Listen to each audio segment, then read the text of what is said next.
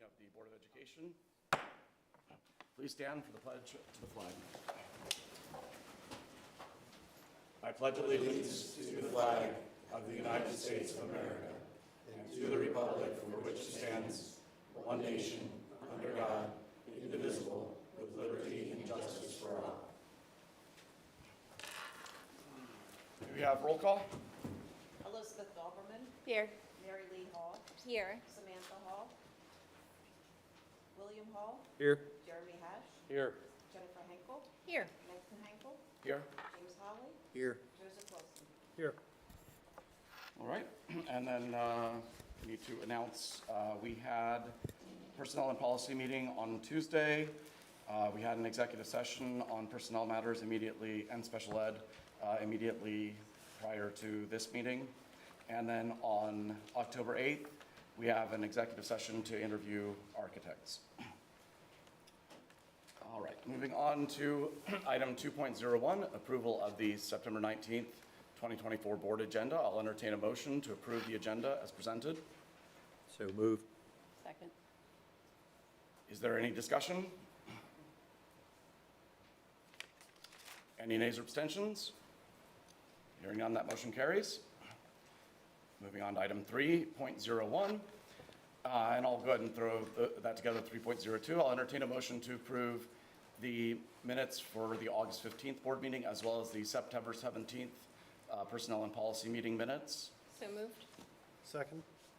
Motion and a second. Any discussion on the minutes? Any nays or abstentions? Hearing none, that motion carries. And we'll move on to 4.01, our student representative report. Caleb. Thank you. So next week is Homecoming Spirit Week. There's some very good Spirit Days picked out. There's going to be the Powder Puff game on the 25th at 6 p.m., the financial aid night for the high school at 5:30 on the 26th, then the pep rally and homecoming game on the 27th, and the dance will actually be on the 28th at 7 p.m. to 10 p.m. And then tickets are on sale on My School Bucks for $10 and available at the door for $15. On October 2nd, there's the Night of Broadway Choir concert, and that'll be at 7 p.m. Also in October, on the 5th, there's SAT testing, and the 9th, 10th, and 11th, there's parent-teacher conferences. October 14th will also be an in-service day. And then just some other information. We started off the school year strong with lots of assemblies about safety and all the other class meetings that are just typical at the beginning of the year. And fall sports have been off to a very good start. I know soccer's having a very big game against Kennerdale. I'm sad I'm sitting here not in the stands supporting. And there's been positive changes at football games and student behavior. I've been reached out to by teachers saying that they were very impressed, so that's a very good feedback to hear from community members and from teachers. And there will also be a ribbon cutting ceremony on November 10th with student groups planning activities. There will be musical groups performing, a showcase of student artwork, and even gourmet food from Mrs. DeLuca's classes. Thank you. Thank you. Would you like to go to the stands to support? Okay, step out. Feel free to slip out at any moment. If it gets boring and you want to do that instead. All right. Does that go for all of us? No, This side of the table wants to go. it's a privilege of the student run. All right, moving on to 5.01, we have the Susquehanna High School building project video.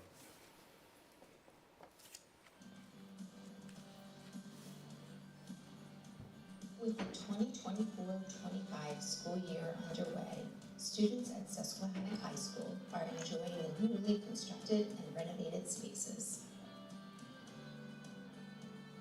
In August, the renovated auxiliary gym, weight room, engineering room, wood workshop, metal shop, and classrooms open to students. So we're here in the new renovated engineering lab.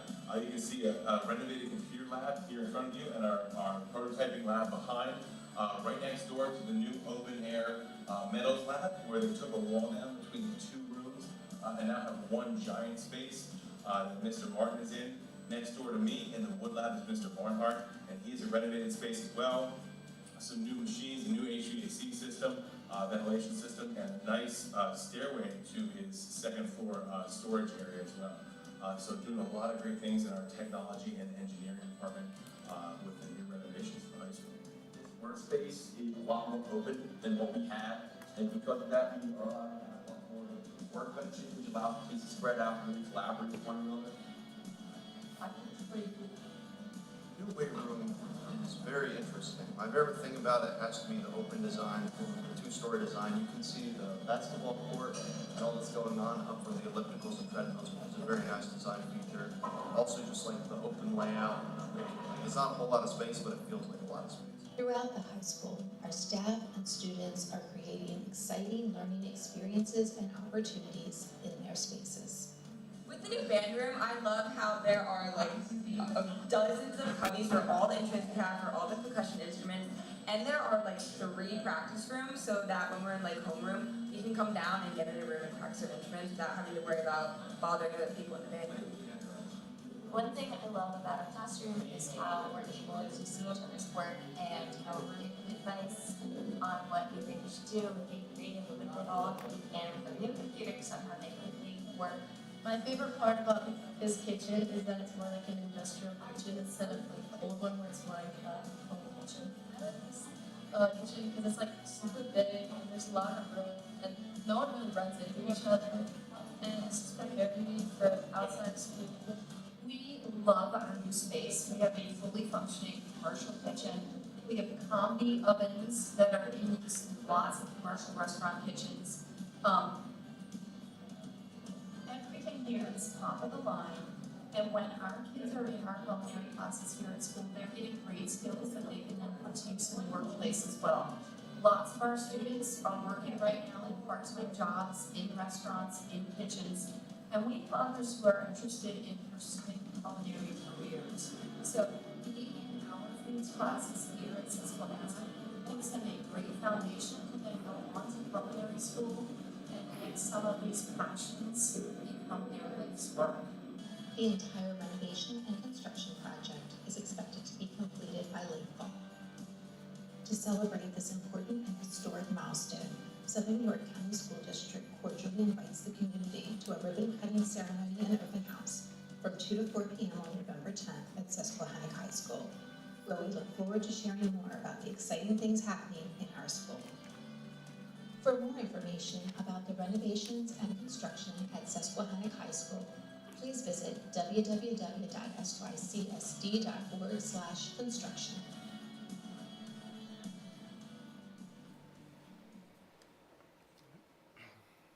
Moving on to 5.02, we have our first day of school video.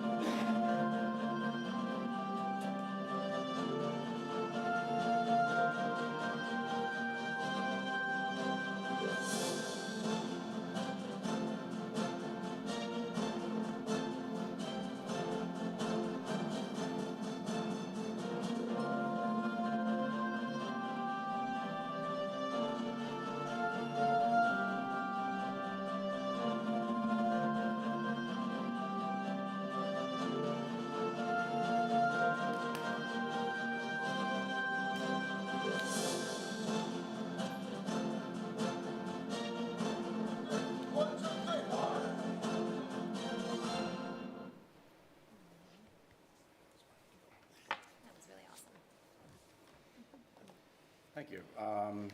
And then we have 5.03, educational updates by Dr. Leonard Repper.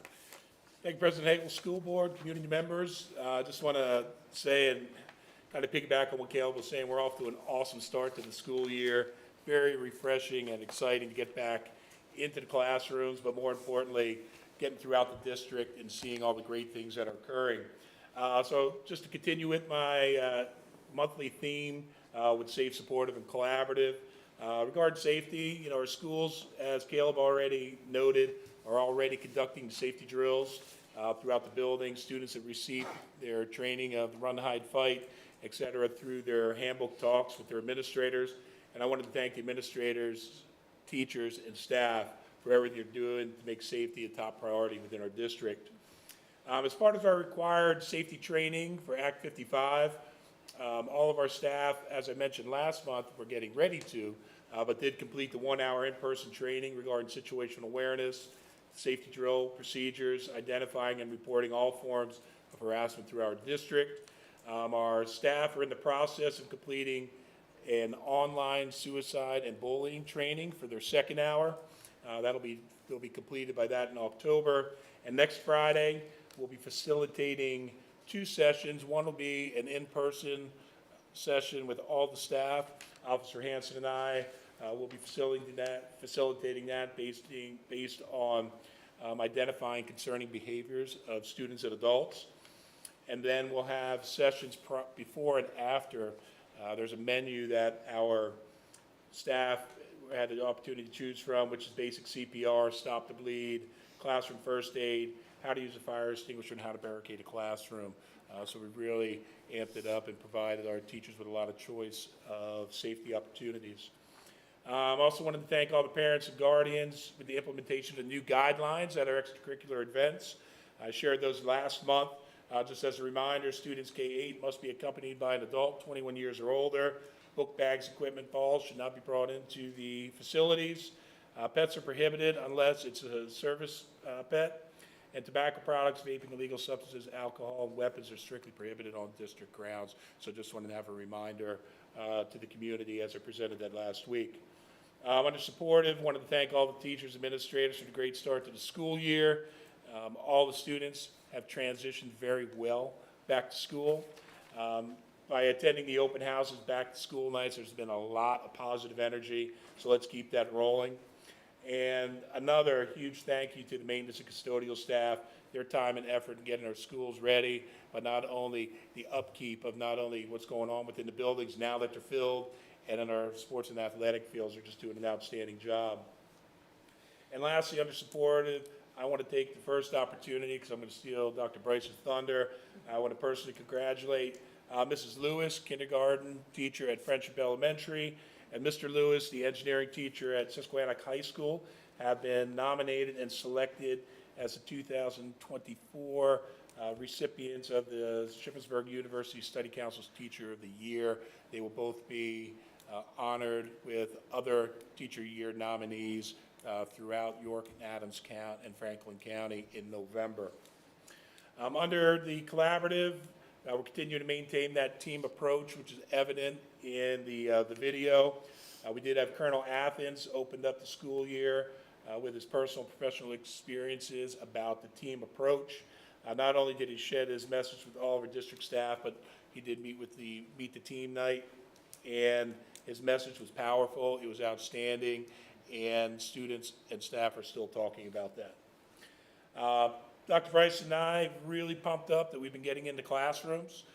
That really happens to be like the bright part of our day, getting into classrooms, visiting the students. Tomorrow, I get to visit the high school tech ed, so I'll get to see Mr. Lewis's area, Mr. Martin, as well as the business department, so it's going to be real exciting to get into there. Caleb stole everything under reminders, with the exception of early dismissal on next Friday. The middle school and high school have an orchestra concert on Wednesday, October 16th. I know she's not here right now, but I want to wish Mrs. Samantha Hall an early birthday. So let's make this a great fall or not. Choice is yours. All right, moving on to 6.01, public comment. I'll just remind everyone of some of the rules for public comment. Please state your name, municipality of residence, and any group affiliation. Each speaker will have 5 minutes. Direct all your comments to the presiding officer, which is me. Courteous and proper decorum during the presentation will be required. A speaker will be ruled out of order and denied the privilege of speaking for failure to abide by this requirement.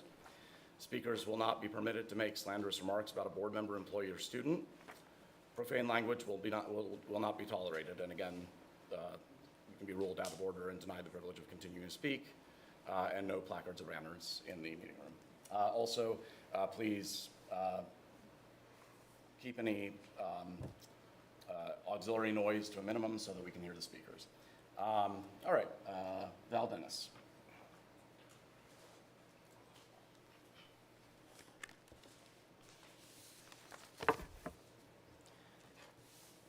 Good evening. My name is Val Dennis, and I live in Glen Rock.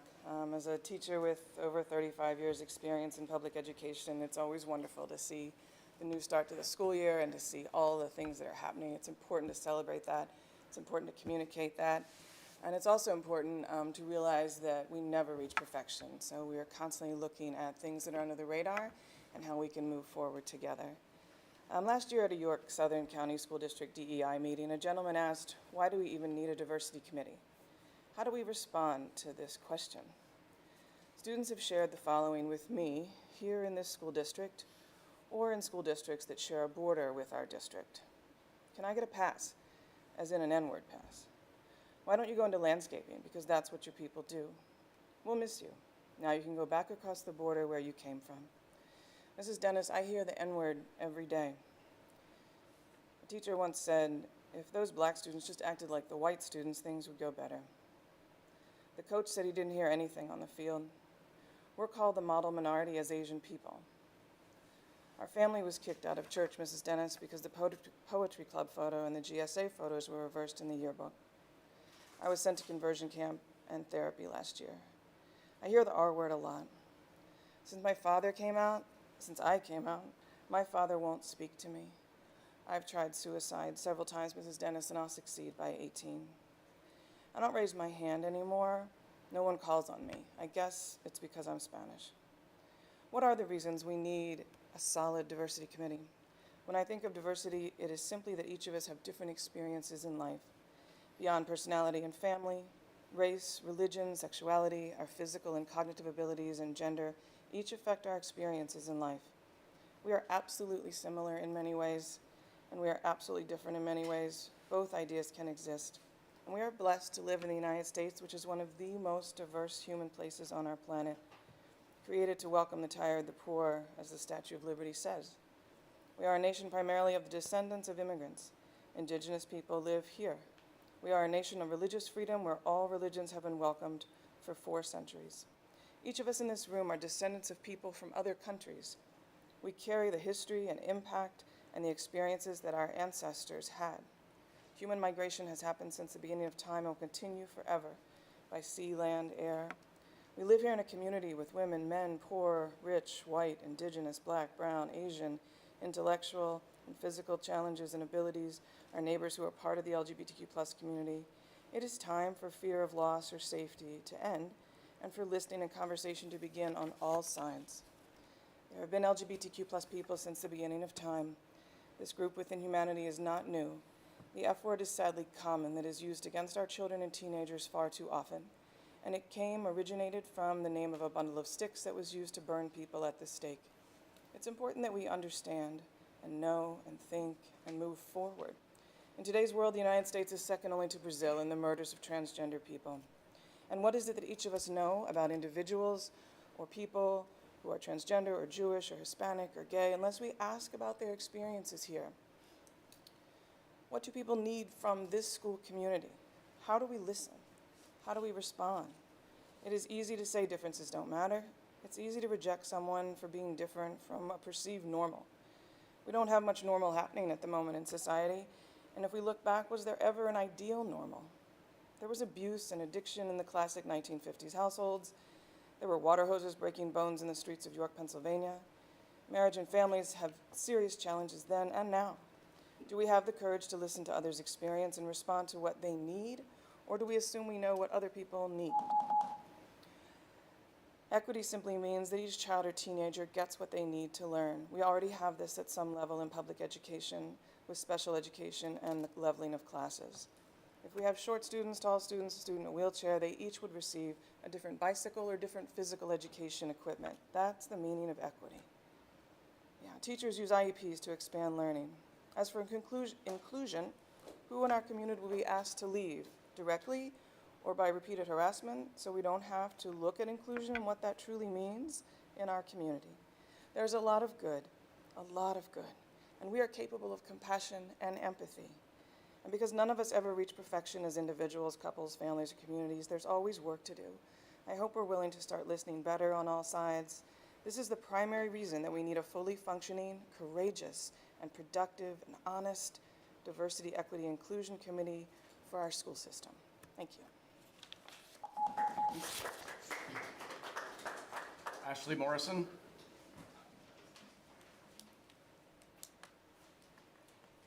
Ashley Morrison, Shrewsbury. I'd like to speak about transparency tonight. Depending on the context, the definition of transparency can vary, but in the sense of business and governance, transparency typically refers to being open and honest and disclosing relevant information to employees, community, or the public. It's also relevant to note that one of the pillars that the School Board Coalition ran on during their campaign was transparency. To give credit where credit is due, I was glad to see that there was transparency provided in regards to the visitation policy, even if I didn't agree with everything outlined in the policy. That is why I was deeply concerned to see the lack of honesty and transparency in regards to retention of the ILC. Despite being directly asked by me, other community members, fellow school board members, and the previous student representative on specifically why the ILC was being retained, the question was either dodged or when pushed, a vague answer was provided. Forward to about a month ago, when the SYC conservative PAC that supported the coalition during their campaign sent out a newsletter stating the following, quote, "Many of you might be aware that on May 16th, our conservative school board directors voted 7-2 to retain the Independence Law Center, ILC, the legal extension of the nonprofit Pennsylvania Family Institute. This was done ostensibly to receive guidance on drafting policies that prevent biological males from competing in girls' sports." There's another line in the paragraph that I'm not going to read because it's a disparaging remark towards the two board members that voted against the measure. So, end quote. Let me repeat that. To receive guidance on drafting policies that prevent biological males from competing in girls' sports. This seems like a confident and clear statement. If this is true, why wasn't this answer provided to the specific and clear questions asked during the previous board meetings? Giving the benefit of the doubt that the answer was not fully realized in the May or June meetings, but later after talking to the ILC, why wasn't this information provided to the public in the August board meeting, which was just 1 week before the newsletter was issued? Was this information relayed from sitting board members to the PAC? And if so, why would a select population of constituents who subscribe to the newsletter be provided information versus the community as a whole? As a reminder, the newsletter was sent about a month before the policy and personnel policy agenda was published from this past Tuesday. While we have not been provided the details of the policies mentioned during the personnel and policy meeting that took place on Tuesday, it appears that 2 policies were drafted by the LLC that could impact our LGBTQ students. One is entitled Sex-Based Distinction in Athletics, and the second one is entitled Student Records, Name, Sex, and Gender Identity. During the personnel and policy meeting, it was indicated that both of these policies have drafts from our solicitor and the ILC. While I understand that only one can be passed, in the name of transparency, will the board share with the public the differences between these versions? Based on the discussion during the Tuesday meeting, it seems that the board is just moving forward with reading and voting on the ILC versions of these policies. So what is the reason that the solicitor version can't be used? Also, is the board planning on using the ILC for additional policies besides the 2 that have been revealed? I'm looking forward to the first readings of these policies so I can better understand the details and possible impacts to our students. Catherine Weber Poe.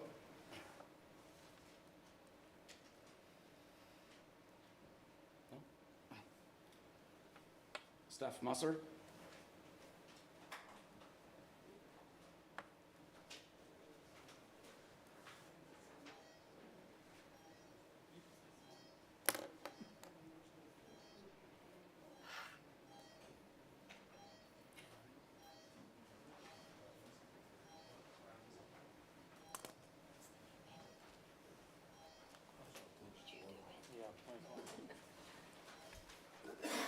Sorry, It's not anything incendiary, vulgar, or inappropriate. It's to illustrate a point. no placards or banners are allowed. It's not a placard or a banner. It's a picture from Facebook to illustrate a point. Jeff? Not here to argue. So if you intending to show it, then it would be a placard. Sure. I'm Okay. just going to be talking Yeah, about a so- meeting that the board No, I'm president sorry. attended Yep. and didn't share with the public. Nope. Ma'am, I respectfully ask that you abide by the announced rules that the president shared earlier in the meeting, no placards and banners. Thank you. I'm Steph Musser. I live in Cadorus Township. I'd like to begin my public comment tonight by addressing some comments I heard from the June school board meeting. I listened to emotional and heartfelt public comment from other community members imploring the school board to protect our girls. I don't doubt that those individuals truly feel that that is what is right to do, but I would assert that facts don't care about the feelings they have on these policy decisions. And here are some facts that the community needs to hear about the policies drafted by the Independence Law Center as it relates to school records and athletic policy. Unfortunately, I can't speak to the specifics of the text of the policy because the board won't supply that until Monday, so I'll speak more broadly based on the policy that has been drafted by ILC for other York and Adams County school districts. First, the board is not approaching this objectively. Your minds were made up before hearing all the legal arguments for and against this sort of policy. I have here and was not allowed to show a photo of the board president speaking at a PA Economic Growth PAC event in August of 2023, before he was ever elected to the school board. Speaking with him at this event was Jeremy Samick of the ILC. At a prior school board meeting, when our student representative asked why the board wanted to retain ILC, the board president responded that he wanted to hear their thoughts on athletic policy. But what was more telling is what you did not disclose to the public, your prior connections to ILC. Second, these policies violate state law. The Pennsylvania Human Relations Act prohibits discrimination in our schools on the basis of gender identity or sexual orientation.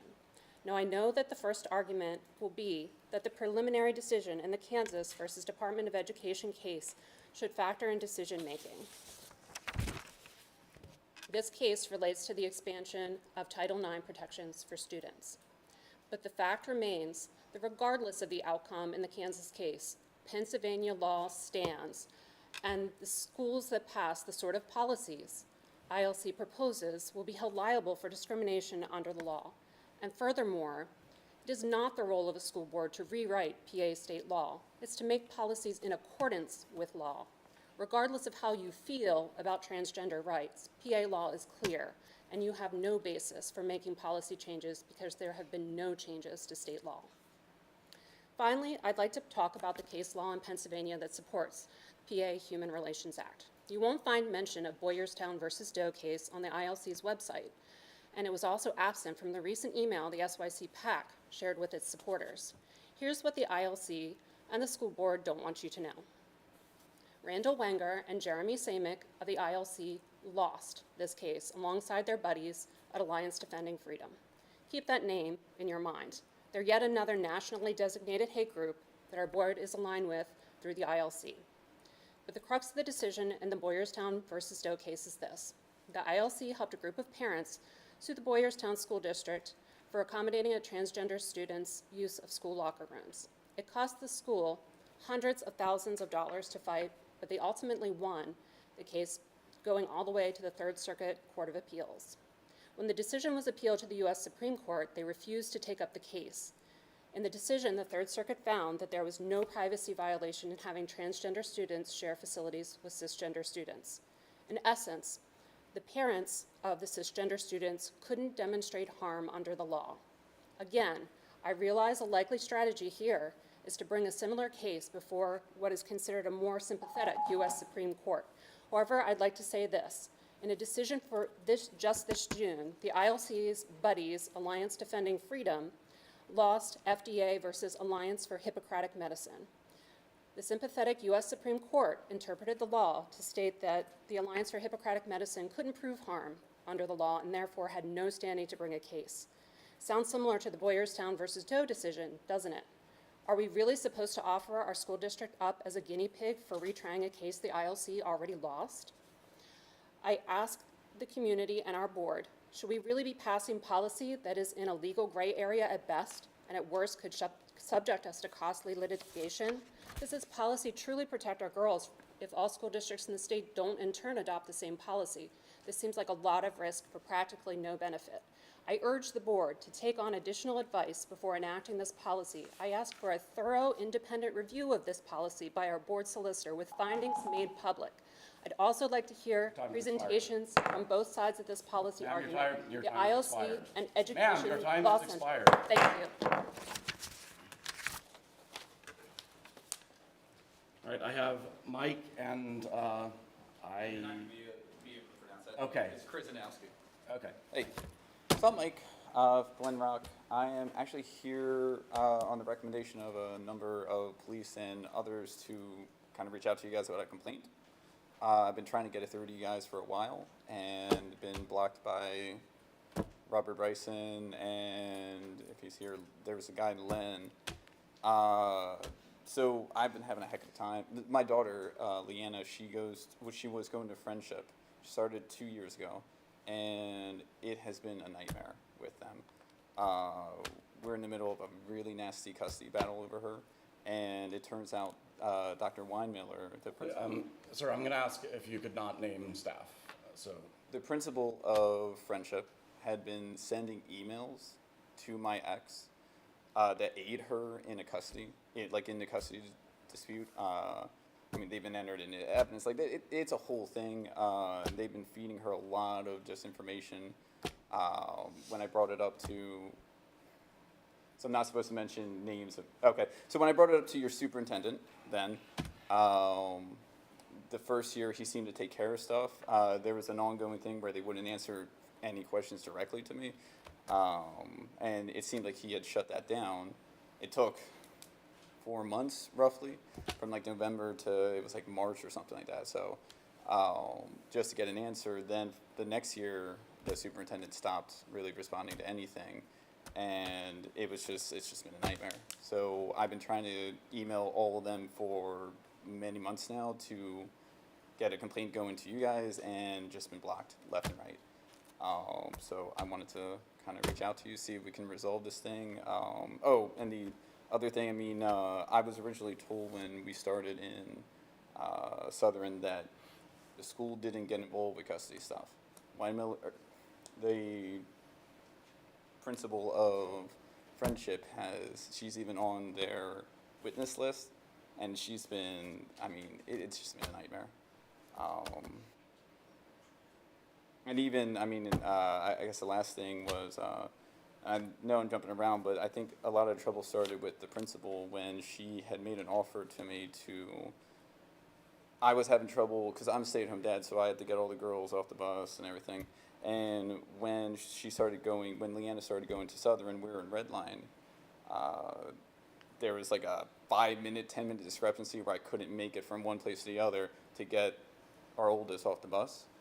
And when Weinmiller had offered, okay, well, I'll let you pick up 15 minutes ahead of time, and then I'll just forego whatever, like kind of write off the attendance issues and everything. And when I asked her to send me an email about it, she refused, and that's when the shadiness really started. When I emailed, like, I believe in teamwork, I believe in working together, so when, I emailed everyone together, say, hey, this is what the principal had said, she, didn't want to put this in the email, and all of a sudden it blows up to this whole big meeting, the principals start shutting down communication, teachers don't respond anymore, and it's just been a mess. And then leading all the way up to now. So I want to see if I can get this thing stopped before it has to go further. I was hoping a complaint to you guys might be able to resolve this. If not, I mean, the way that I'm being instructed was Department of Ed, lawsuits, stuff like that. Not anything. I want to really focus back on my projects. I'm a big part of various community groups over back in Redline. I would really like to get back to that kind of work. We want to be continuing with our fundraisers for library, domestic violence. We don't want to be dealing with this. It shouldn't happen. So I was kind of hoping you guys might be able to help me. So I don't know what the whole thing from here is or whatever. Well, we will take your comment under advisement, and then we can follow up later. Yeah, we probably can't resolve anything right now. Probably not, but yeah. Is there like a formal process or anything like that that Yeah, like get can I stuff going? respond? Yeah, you may. There is a formal process. I believe that formal process was shared with you, and Dr. Reppert's going to meet with you right now to set up a time to sit down and discuss it. Okay. It wasn't, by the way. I've been scanning through the emails, and requesting the emails that were supposedly sent that never arrived. So we'll set up a meeting to discuss. Sounds like we're getting through something. That's awesome. Okay. Well, thank you guys. I appreciate it. Is Len here or? Yes, sir. Yeah, thank you. Appreciate it. All right. Gracie Putnam.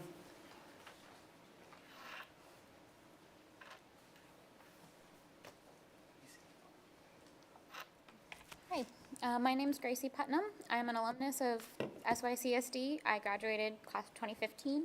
I now live in New York City. When I was a student at... Sorry, you do have to be a resident of the district in order to make public comment. That's not stated anywhere on the policy you have online. It is, so, let me find it. So, it's implied in number 4, in that you're to preface your comments with an announcement of your name and municipality, but Mr. Litz? The Sunshine Act allows for public comment by taxpayers and residents. So our policy historically and precedent has been that we allow taxpayers and residents to make public comment. Thank you very much. Andy Parr?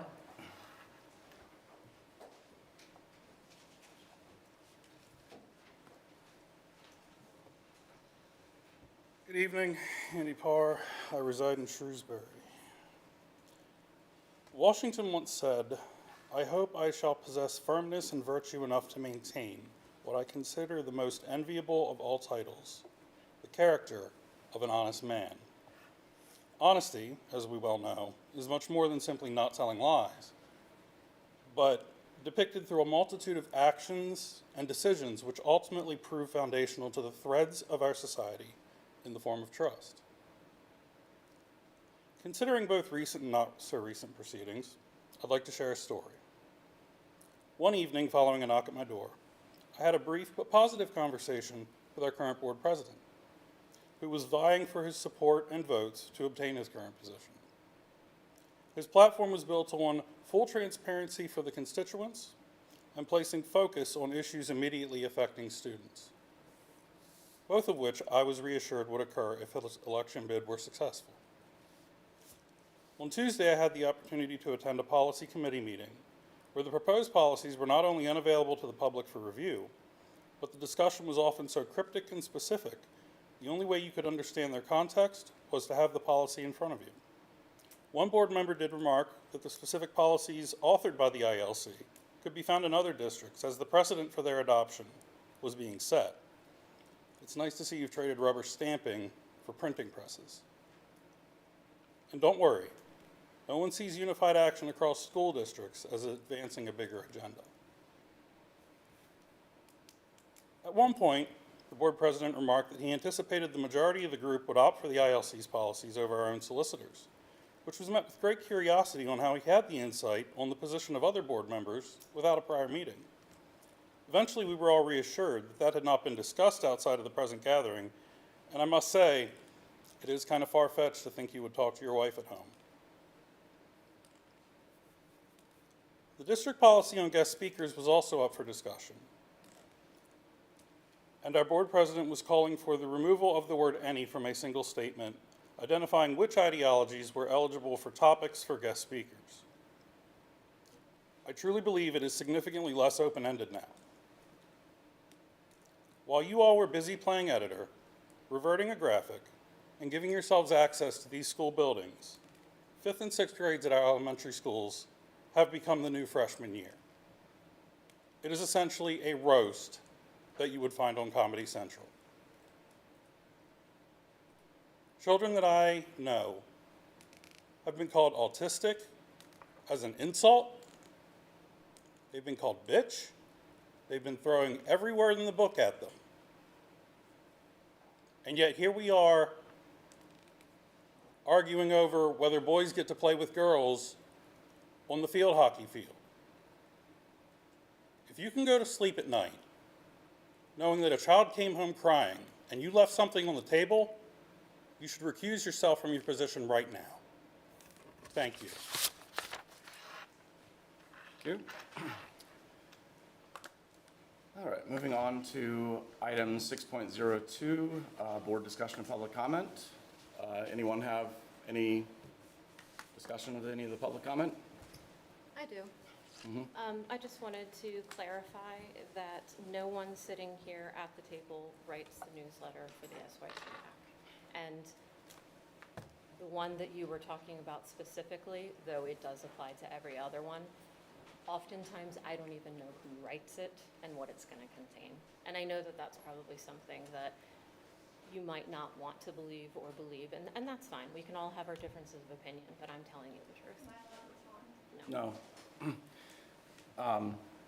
I would mention that the event that I was at, that Jeremy Samek spoke at, I had never met him before, and we did not speak together.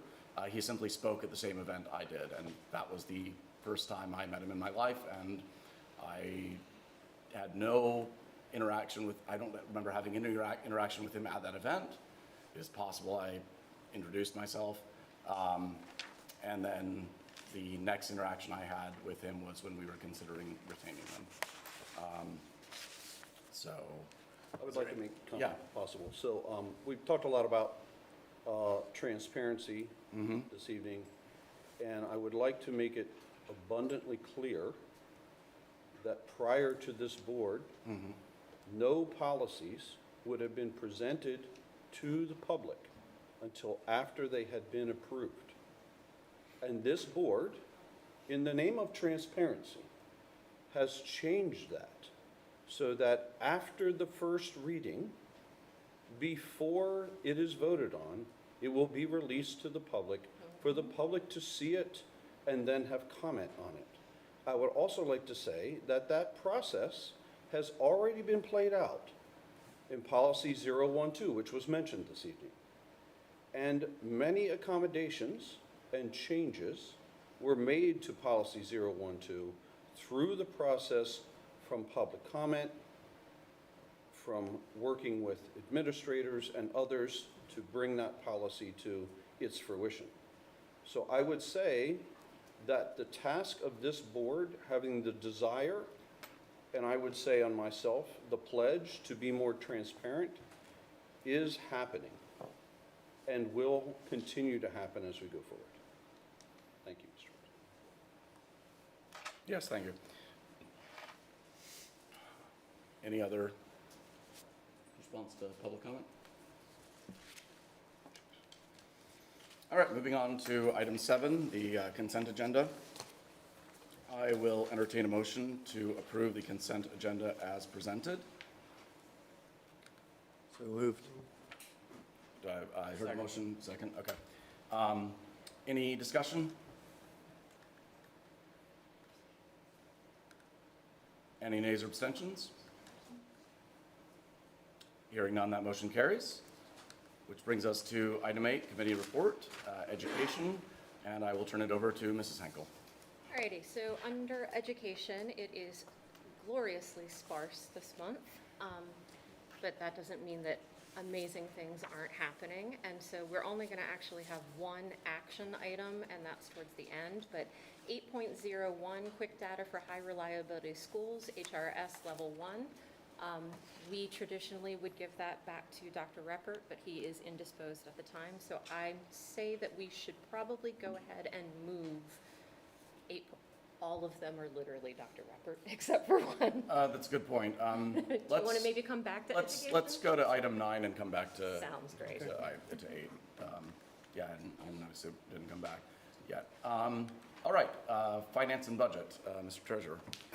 Thank you, President Hinkle.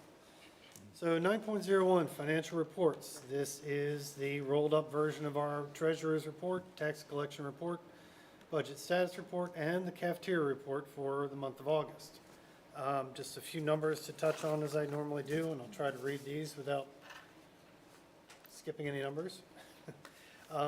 For the general fund concentration account, at the beginning of the month, we were at $5,832,354.42. We ended the month with a balance of $9,169,806.81.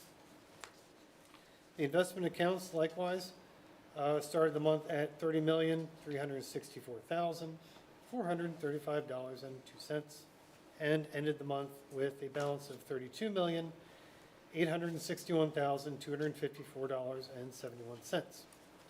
The rest of the reports are there for your perusal. Next up, 9.02, review of bills for payment. They are listed there for your review. I would entertain a motion to approve the bills for payment as presented. So moved. Second. Second too? All right, thank you. Any questions on this? No? Any nays or abstentions? Hearing none, motion passes.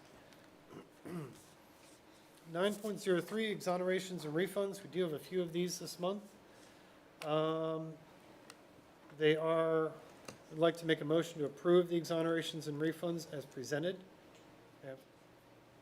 So moved. Second. You're ahead of me.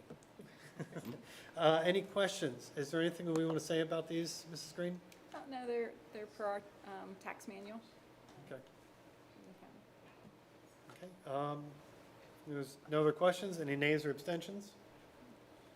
Hearing none, motion passes. 9.04, back to you, Mrs. Green. This is the state budget and district budget update.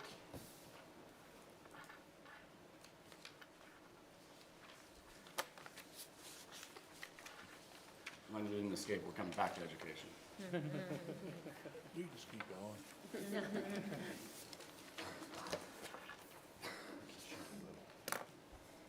Good evening, everyone. As you know, last month we started with our first state budget update. I'm going to continue that this evening as we learn more information from this year's budget. So this is a recap of the major subsidy areas for the district. As we talked about last month, we get an additional $748,000 above what was budgeted, and we're going to zone in on two areas this evening, the special education funding and Ready to Learn block grant. So there have been several webinars that gives us more information on these areas. So we're going to start with the Ready to Learn block grant and the adequacy supplement. It's based on our share of $494 million. So it looks at the adequate amount of money that a district should spend based on the adequacy supplement is $14,120, and that's based upon your expenditure data from 21-22. As we talked last month about student weighted counts, for each of these different subsidies, they're using different metrics, different calculations. So this particular one adds special education student counts into it. So the count for Southern is 3,991 students. I wanted to point that out because I don't want you to think like last month I told you it was this number of students, and so they're each going to be different. So this calculation drives an adequacy gap for our district of about $4.8 million, about $4.7 billion for the state.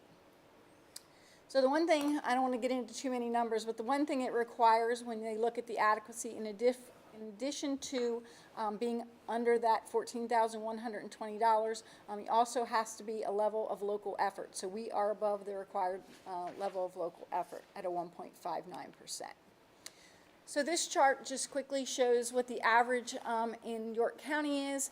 About 12,764. We're right in the average at 12,932, so very close to the average for York County. So we talked about last month, we weren't getting a lot of basic education funding because of our high medium household income and some of the other factors. In this case, because we are not spending to the level that is in the adequacy grant or the adequacy calculation, we are eligible for quite a bit of funding. So this Ready to Learn block grant use is to establish, maintain, or expand programs. So each of these subsidies are going to have different requirements on how you can use them. This one does allow you to maintain current programs. So that's very important. You can see on the slide there's many options available. So what we're looking towards is maybe going with career and technical education programs that we already have and maintaining class size or class size reduction. This grant is not open yet, so we don't have the grant application or anything for it, but this is what we're learning through some of the webinars.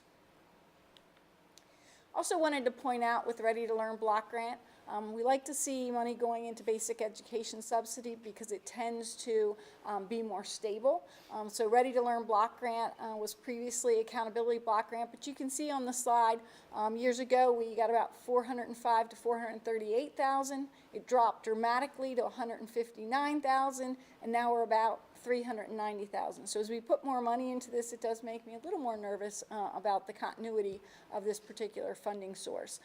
So if you take our base of about 386,000, add our adequacy supplement of 520,000, we're over a little over $900,000. And so this is about 1/9 of our adequacy gap. So you say, well, how'd they come up with 1/9? That's how much funding they had. They did a calculation, and so there's no magic to the 1/9. So we are hearing that it should continue, but of course it would have to be voted on each year. So as I said, it is not open yet. Another thing that's important to point out, this funding is for the 24-25 school year. So, each of these different subsidies may be for different time periods, so I want to point out it is to be used in this year. The other thing that's important is that to accept this funding, districts must approve the accelerated budget opt-out resolution for the 25-26 school year and stay within the tax rate of the PD index. We don't know what the index is yet, and for most years, I think everyone that I've been here, we've stayed within the index, but I did want to point that out. That is a requirement to accept the funding. I'm going to move on to special education funding. There's a funding formula that was put in place in 14-15 with a base year of 2013-14. If you remember back to last month, they changed the base for basic education funding. They have not changed the base for special education funding. It is staying the same 13-14 school year, and we did get about a 7.7% increase in this area. So we have our base, which is unchanged, of about 1.6 million, and money that's running through the formula for us from 14-15 is about $836,000. Why that's important is because the base is stable, and then all of the money running through the formula is based upon the number of students and your needs. So that can change. It can go up, it can go down, but the base does stay the same. So we do have quite a bit of money running through the actual formula at this time. Special education is based upon student weighted counts, so there's different categories of students based upon their different levels of need, from category 1 to category 3. And as we talk about subsidies that have weights in them, the first one being the adequacy supplement, it does use these special education weights as listed here. So one of the other things to point out, statewide, state and federal funding for special education is about 26.5%. We are fortunate in the district that we are between 35 and 37% of what we need for special education comes from state and federal funding. There was probably a 10-year period where special education funding did not change at all, so it is good to see that we are getting increases in that area. So now I'll move on to the safety grant funding. We're getting about $155,000, and that is combined for physical and mental health safety for this year. So if you remember, these were separate grants, and they were equal 2 years ago. Last year, they were separate grants with a very small amount for physical safety and a larger amount for mental health. This year, now we've combined them together into one grant to be used. The application is due September 26th. For the 24-month period ending June 30th, 2026. So that's why I'm putting these dates in here. This one we can use for our 25-26 budget. We are currently using the grant from last year for the 24-25 budget because they're 24-month grants. So it's very helpful that we have this because we don't have to react right now and spend it by the end of this year. We can use it for budget planning for the next year. This one does have you cannot supplant, which means you have to use it either for a new program or a program already funded with this grant funding amount. So it does limit what we can use it for. So our recommendation for this, and it's on the agenda for approval this evening, is that we use it for our use it like we're using for our current mental health grant funds for this year for a social worker position and half of a psychologist position. So again, I want to be clear, these two positions are in place and what we're using the grant for this year. So if we would choose not to use the grant for it next year, we would have to find that money elsewhere or not have the positions. So we are recommending that that would be the most streamlined approach, especially since the timing is very quick to turn this around. So I don't know, Dr. Reppert, if you want to speak about those two positions a little bit? Yes, at this time, as Mrs. Green shared, the one position is funded by funding one of our social workers. We do currently have 3 within our district that are providing support to our students. We do have 5 buildings, but we have 3 social workers, just so you know how they're split up. We have 1 dedicated to the high school. We have 1 that is splitting time between the middle school and Shrewsbury Elementary, and then the 3rd is splitting time between Friendship Elementary and Southern Elementary. So we're really excited that we'll continue to be able to provide mental health services that our students need. And then regarding the psychologists, just like the social workers, we do have 3 within our district. And same thing, they are split and shared between the buildings based on the caseload, the evaluations that are being utilized. And just so you're aware, you know, our school psychologists, they're also part of our threat assessment teams. So they have multi-roles because, you know, looking at, you know, the specific needs as our students are presenting day in and day out. And then also with our social workers, there's a lot of involvement that they're involved with, you know, in supporting not only students that you're working with, but the health and safety of our students within the district. Thank you. And then finally, next month's update, we're going to take a look at what the Act 1 index is and budget timeline, because we'll be starting that whole process again. And then we'll also look at the 23-24 results, as the audit will almost be complete at that time.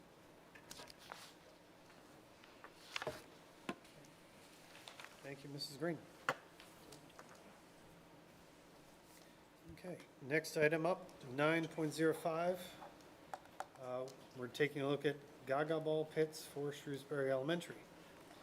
I'd like to make a motion to approve a quote from Coach Cliff's Gaga Ball Pits LLC for the purchase of a Gaga pit for Shrewsbury Elementary at a cost of $6,883 to be reimbursed by Shrewsbury Elementary PTO. May I have a second? Second. Any discussion on this? I'd like you to say that sentence all over again. Coach Cliff's Gaga Ball Pits LLC. Got it, all right? My children are super fond of this, and I'm really happy for the kids to be able to have this opportunity. Thanks to the PTO. Hmm? Yes. Yes, thanks to the PTO. Do all of our buildings, like the elementaries, do all 3 have Gaga Ball pits? At this point, the Friendship Elementary PTO has did a separate, a similar donation a couple years ago. So it'd be, at that point, we only have Friendship until this one is All right, so that's a challenge to Southern Elementary's PTO. My question on this real quick is the installation of this Gaga Ball pit is not part of the estimate here? There's really, I mean, it really, my understanding from when we had it at Friendship is it really sits on top of the pavement. So the one thing that, when we have any of these kind of donations, we'll have operations work with the principal to decide where the most appropriate place for it to be. Okay. And when it's put together, a lot of times the PTO helps put it together, but our folks make sure it's safe and put together correctly and all those things. Okay, great. All right, thank you. Any other questions on this? Okay. Any nays or abstentions to a Gaga Ball pit? Hearing none, motion passes. Dr. Reppert, when it's set up, You and me. challenge, yes. All right. 9.06. I'm going to make a motion to approve submitting the fiscal year 2024-25 school safety grant application totaling $154,782. May I have a second? Second. All right. And this is part of what we just discussed as part of the budget and the budget discussion from Mrs. Green. Any commentary on this? Any questions? No? Thank you for the presentation, Mrs. Green. Any nays or abstentions? Hearing none, motion passes. 9.07. I'd like to make a motion to approve the participation agreement with PHEAA and the PA Student Teacher Support Program for the 2024-2025 award year. May I have a second? Second. Any discussion on this? Is there anything we wanted to highlight on this, Mrs. Green? So basically, with the new program to get money to student teachers, we need to have an agreement with FIA because the money comes to the school district where the student teacher is working, and then we distribute it that way. So really, we're a pass-through for the money. So in order for that to happen, we would need to have this agreement. Okay, thank you. Any other questions on this? Any nays or abstentions? Hearing none, motion passes. 9.08, this will be a long one. I'm going to make a motion to approve a donation of a German CNC1 router from Mr. Edward McCarthy and the costs associated with pickup of the machine and installing electric to the machine. The donation will be used by the Susquehannock High School for the time it deems appropriate and will then be disposed of by the district as it sees fit. May I have a second? Second. Any questions on this? Hearing none. Any nays or abstentions? Hearing none, motion passes. 9.09, other items of business, I have none. Return it to you, Mr. Henkel.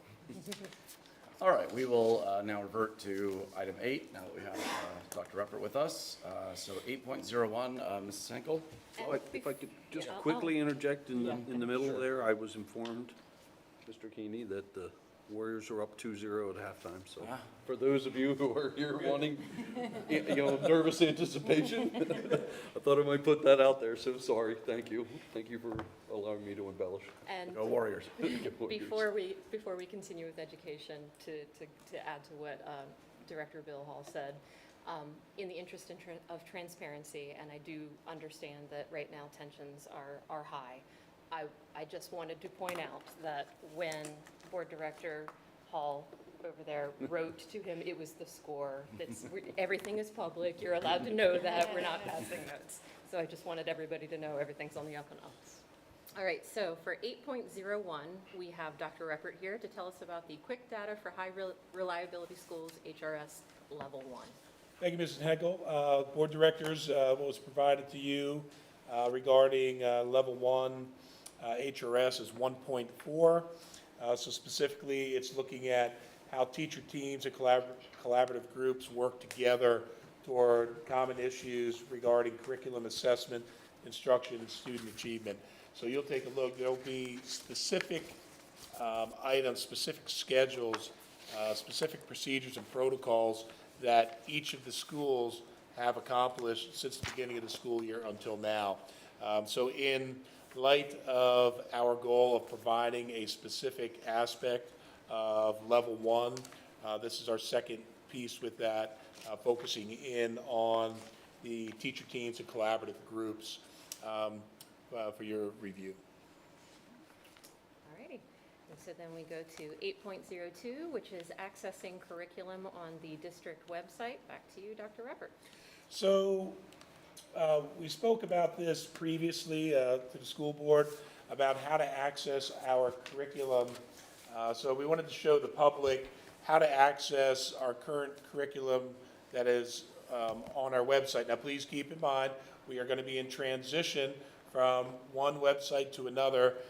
So as we continue to approve our curriculum apps, these will continue to be updated.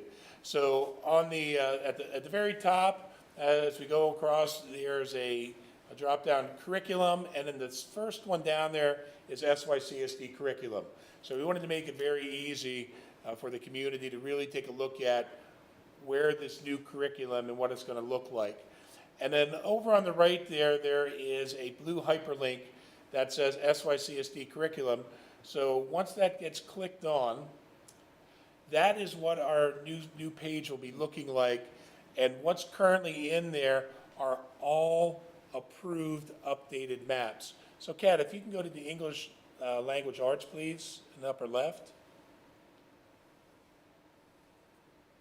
So someone from the community may look and say, well, Dr. Ruppert, we only have 3rd, 9th, 10th, 11th, and 12th grade up there.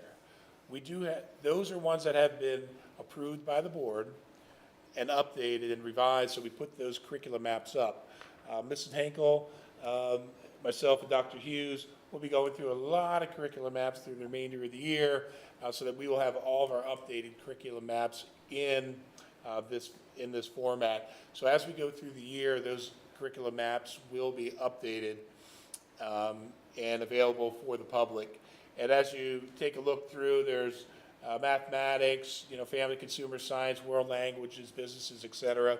We just wanted to show the community that if you want to see currently what our approved curriculum maps are, this was the quickest way to get to see them. Thank you for that explanation. All right, that brings us to 8.03, which is the agreement with York Adams Academy. This is the only actionable item we have in education. And do you want to explain this one, Dr. Ruppert?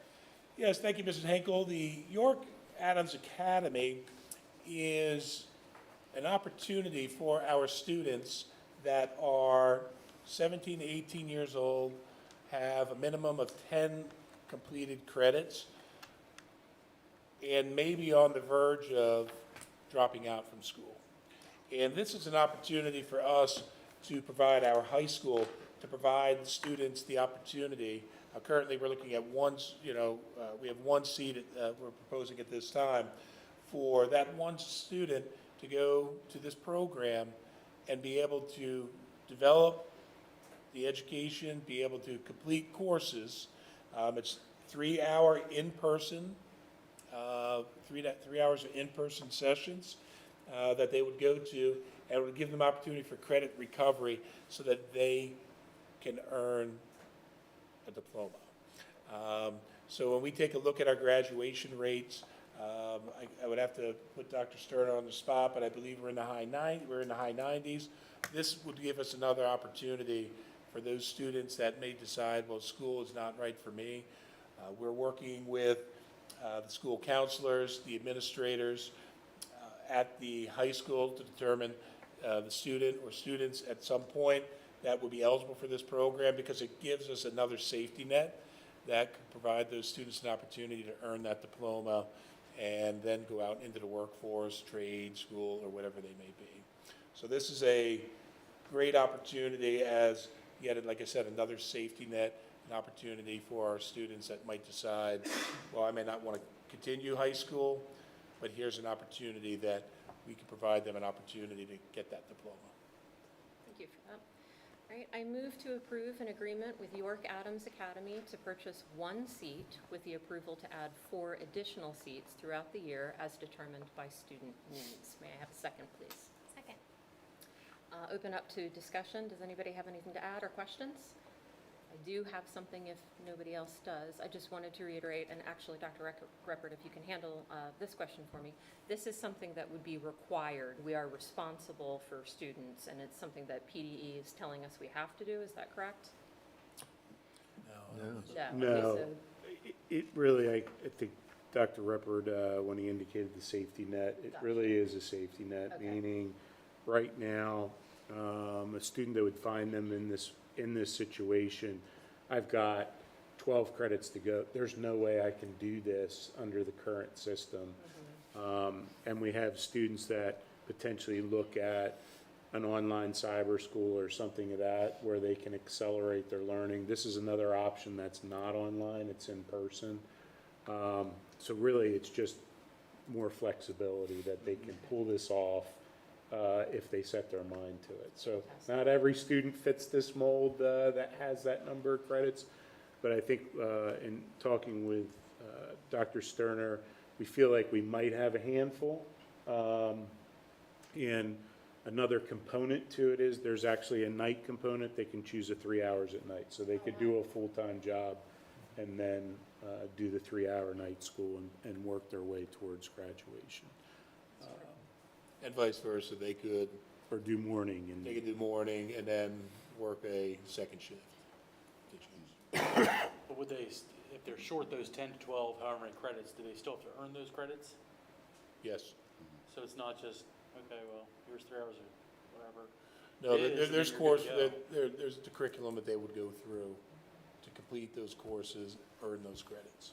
like an intensive.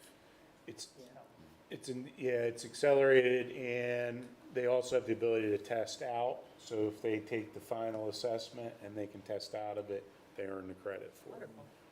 So it's really not seat time. It's what you know and can do. Yeah. And I saw in the comments that they can then come back and graduate with their peers, which is great. This is a wonderful opportunity. I think the last piece, just a thank you to York Adams County. We're one of the few school districts that have not participated. And so in the negotiation, I said, typically a program like this or an all-ed setting, you have to buy seats so that they can maintain the programming. Whether you have the children to fill it or not now, you've got to upfront buy the seats. And so part of it was for us to get involved. I'd like one seat with the ability to move forward if we have that ability, and they're able to do that to get us on board and try the programming out. To highlight again, oh, sorry, go ahead. Are we paying for the seat even if we don't send anybody there? We would pay the one seat. On the flip side, if we were to have a student that needs 6 credits and prefers to do this and we're able to accommodate, they might be done in 4 months. We can then fill that same seat with potentially another student. So the seat's the amount of time, not necessarily per student. It's not, yeah. That's cool. Okay, and it's 5,650 per seat, per spot. That's incredible. Alrighty, any more discussion? Alrighty, any nays or abstentions? That motion carries.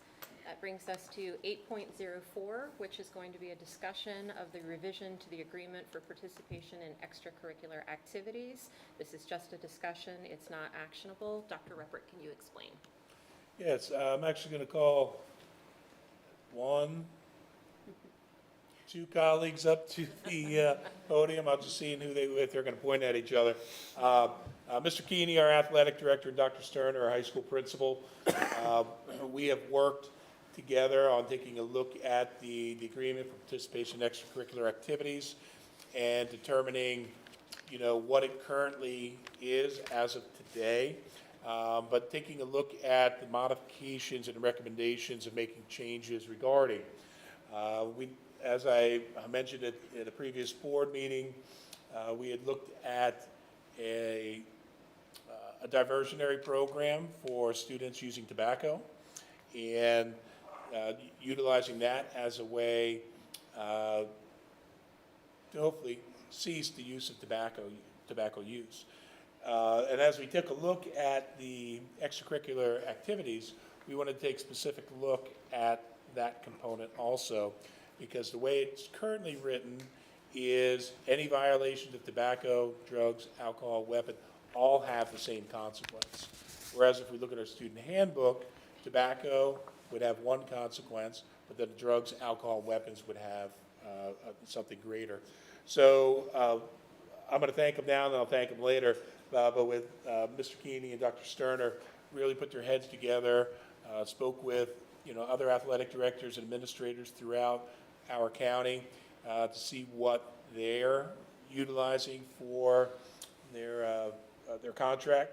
So tonight would be having them share what the proposed changes would be for discussion, and then potentially have this, as an action item voted on in October, that we would put this into action in November for the winter sports. Okay? Thank you, Dr. Rappert. Good evening, members of the board. Our extracurricular agreement has been part of our program for over 20 years. The proposed revisions represent updates to reflect not only trends across the YAIAA schools, but also to recognize the value of athletics in encouraging academic performance and the powerful opportunities for mentorship from our coaches. The two key areas of recommended changes are with regard to our 24/7 policy that's existing in there.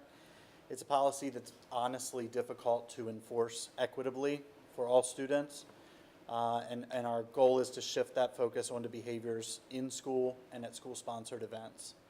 The second area, as Dr. Rappert had referenced, is in our response. Previously, tobacco, nicotine, controlled substances, alcohol were all lumped into one category and came with a 60-day suspension. The enforcement of that really limited the ability for some of those supportive resources that athletics can provide to get a student to, extracurricular activities, because it does extend beyond athletics, really limited the ability of the reinforcing power of those to help support a student who made a poor choice.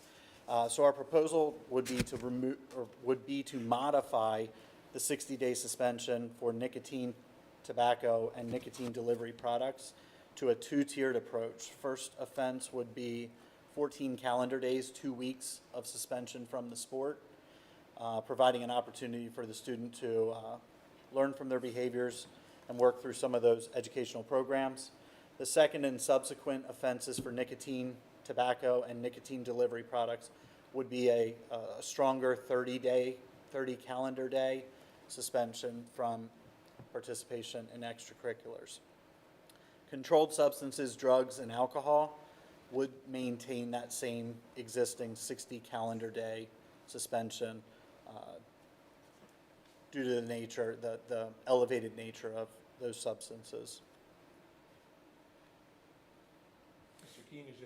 Well, one thing I wanted to share, because in kind of reinforcing, definitely with the tobacco and nicotine delivery products, there needs to be a learning component to what they did, right? And when we look at athletics, look back at your own high school careers, whether you're in music, theater, or in sports, the power that some of these advisors and coaches have to have a positive impact on your life, the more you're around them, the better, right?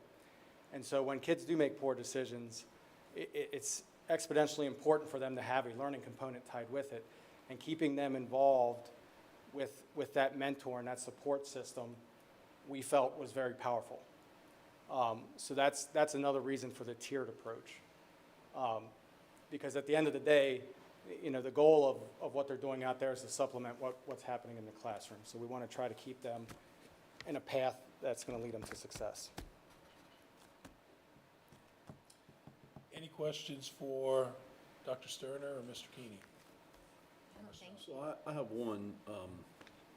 How does this change in application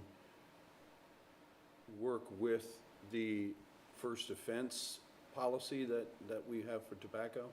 How it would work, Mr. Hall, is with the first offense, you know, it would be two-tiered. If you recall from our last meeting, they could either receive a suspension, first offense, or Saturday school and complete that diversionary program. What would then include with this would be, for the first offense, a 14-day calendar day suspension from the sport. Under our current, as we're looking at today, September 19th, it's that diversionary program or suspension and a 60-day. So this is giving our students that opportunity. I agree with Mr. Keeney. You know, we need to be able to provide our students the opportunity, educate them, et cetera. And even with the other scenario, if you're looking at students with controlled substance, that's still going to occur, but there's going to be that consequence. I mean, the extension of the 60-day restriction for participation. So there wouldn't be a change there, but more so with the tobacco, nicotine, and nicotine delivery products. So if I'm understanding it, the first offense, the student has the option to either A, go through the educational process, which is really ultimately our hope, or then they have the option of taking the 10-day suspension. Is that correct? No, I forget, what was the 10? first offense? 14. No. Harder for the. We're talking out-of-school suspension? You just named it, the suspension process if they choose not to do the education. If they choose not to, remember that the student will receive an out-of-school suspension from school. Right. Okay? For how many days? Maybe I had 3 days. 3 days. For the first offense. But in each of those cases, whether it's a diversionary or out-of-school suspension, first offense will be a 14-calendar suspension from extracurricular activities. So my question then is, if the student chooses to go the education route and to avoid the suspension, would then the 14 days be concurrent or after the 3-day suspension is served? It would be from the moment of the incident, Okay. when the consequences are given. So they would be concurrent? They would be concurrent, yes. Good question. Thank you. Anybody else have any other questions? I assume, I think I probably know the answer to this, but is the logic for making the separation between tobacco, nicotine, tobacco delivering products, and then having drugs, drug paraphernalia, prescriptions, medications, inhalants that aren't doctor prescribed, and alcohol? Is the idea, the philosophy behind that, the mind-altering column and then tobacco? Is that what the difference Yeah, is? it's out, you know, Right. there's a difference in law enforcement, how they're gonna handle that. So yeah, it really is just mimicking kind of what they're gonna get outside of the school as well. Alrighty. I do have one thing. Now, I was at the Principals Advisory Committee where this was being discussed, and there was a little bit of mixed opinion in that group as far as the scope that we expect our athletes and extracurricular participants. You know, this is changing it from, these are the rules you need to follow, period, to, well, just when you're on school grounds and on school activities. And there's a little bit of a mixed feeling in the group about that. Right, and I think it's, sorry. Go ahead. I think it's important to recognize that it takes a community. It takes all of us, parents as well as school staff, to make sure that our students are growing and developing appropriately and making good, healthy choices for themselves. Our jurisdiction in school is limited, and to equitably be able to enforce our policies, it's important that we do that within the purview of our activities, our campuses, and our school-sponsored events. So while that was historically in the policy, it is difficult to enforce equitably based on reporting and receiving that information from the community. I can see that it would be a logistical nightmare to do the everywhere, all the time, 24 hours. And that is also with tobacco, alcohol, and drugs? Is that correct?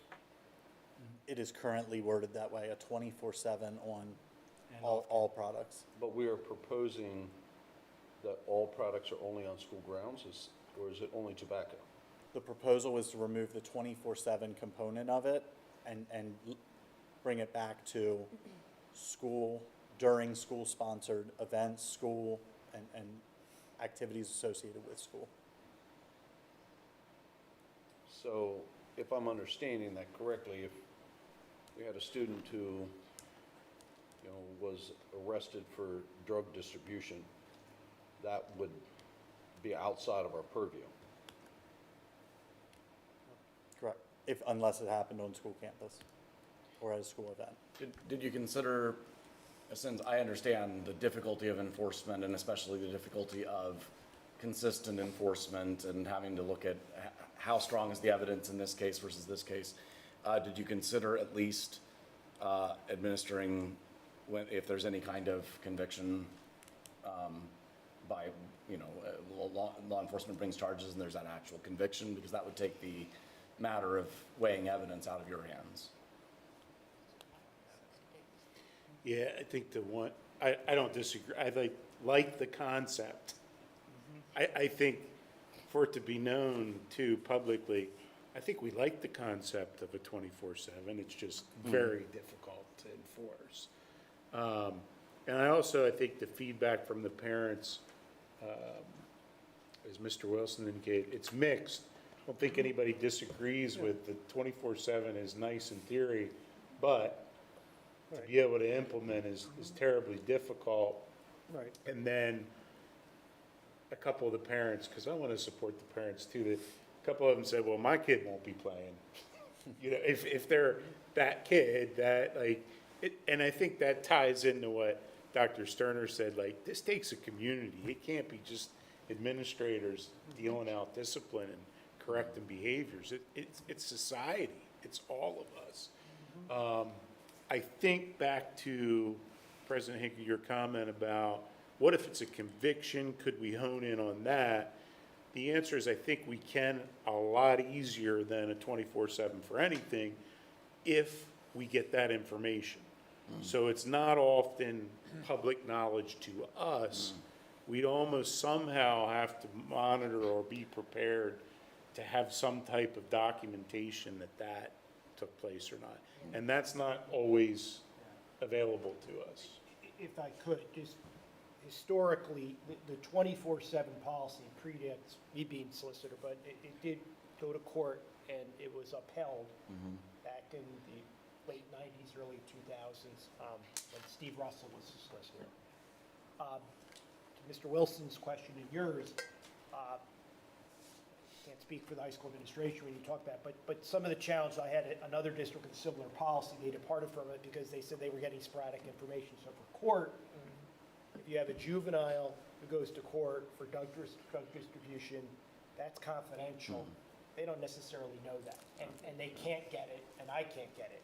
Conversely, if a kid gets caught smoking and they get a summary offense, that gets filed, you can find that on a public docket, and you can find that. And so sometimes parents say, well, you know, why is my child being charged when I know this kid did something bad? And the administration often says, I wasn't aware of that.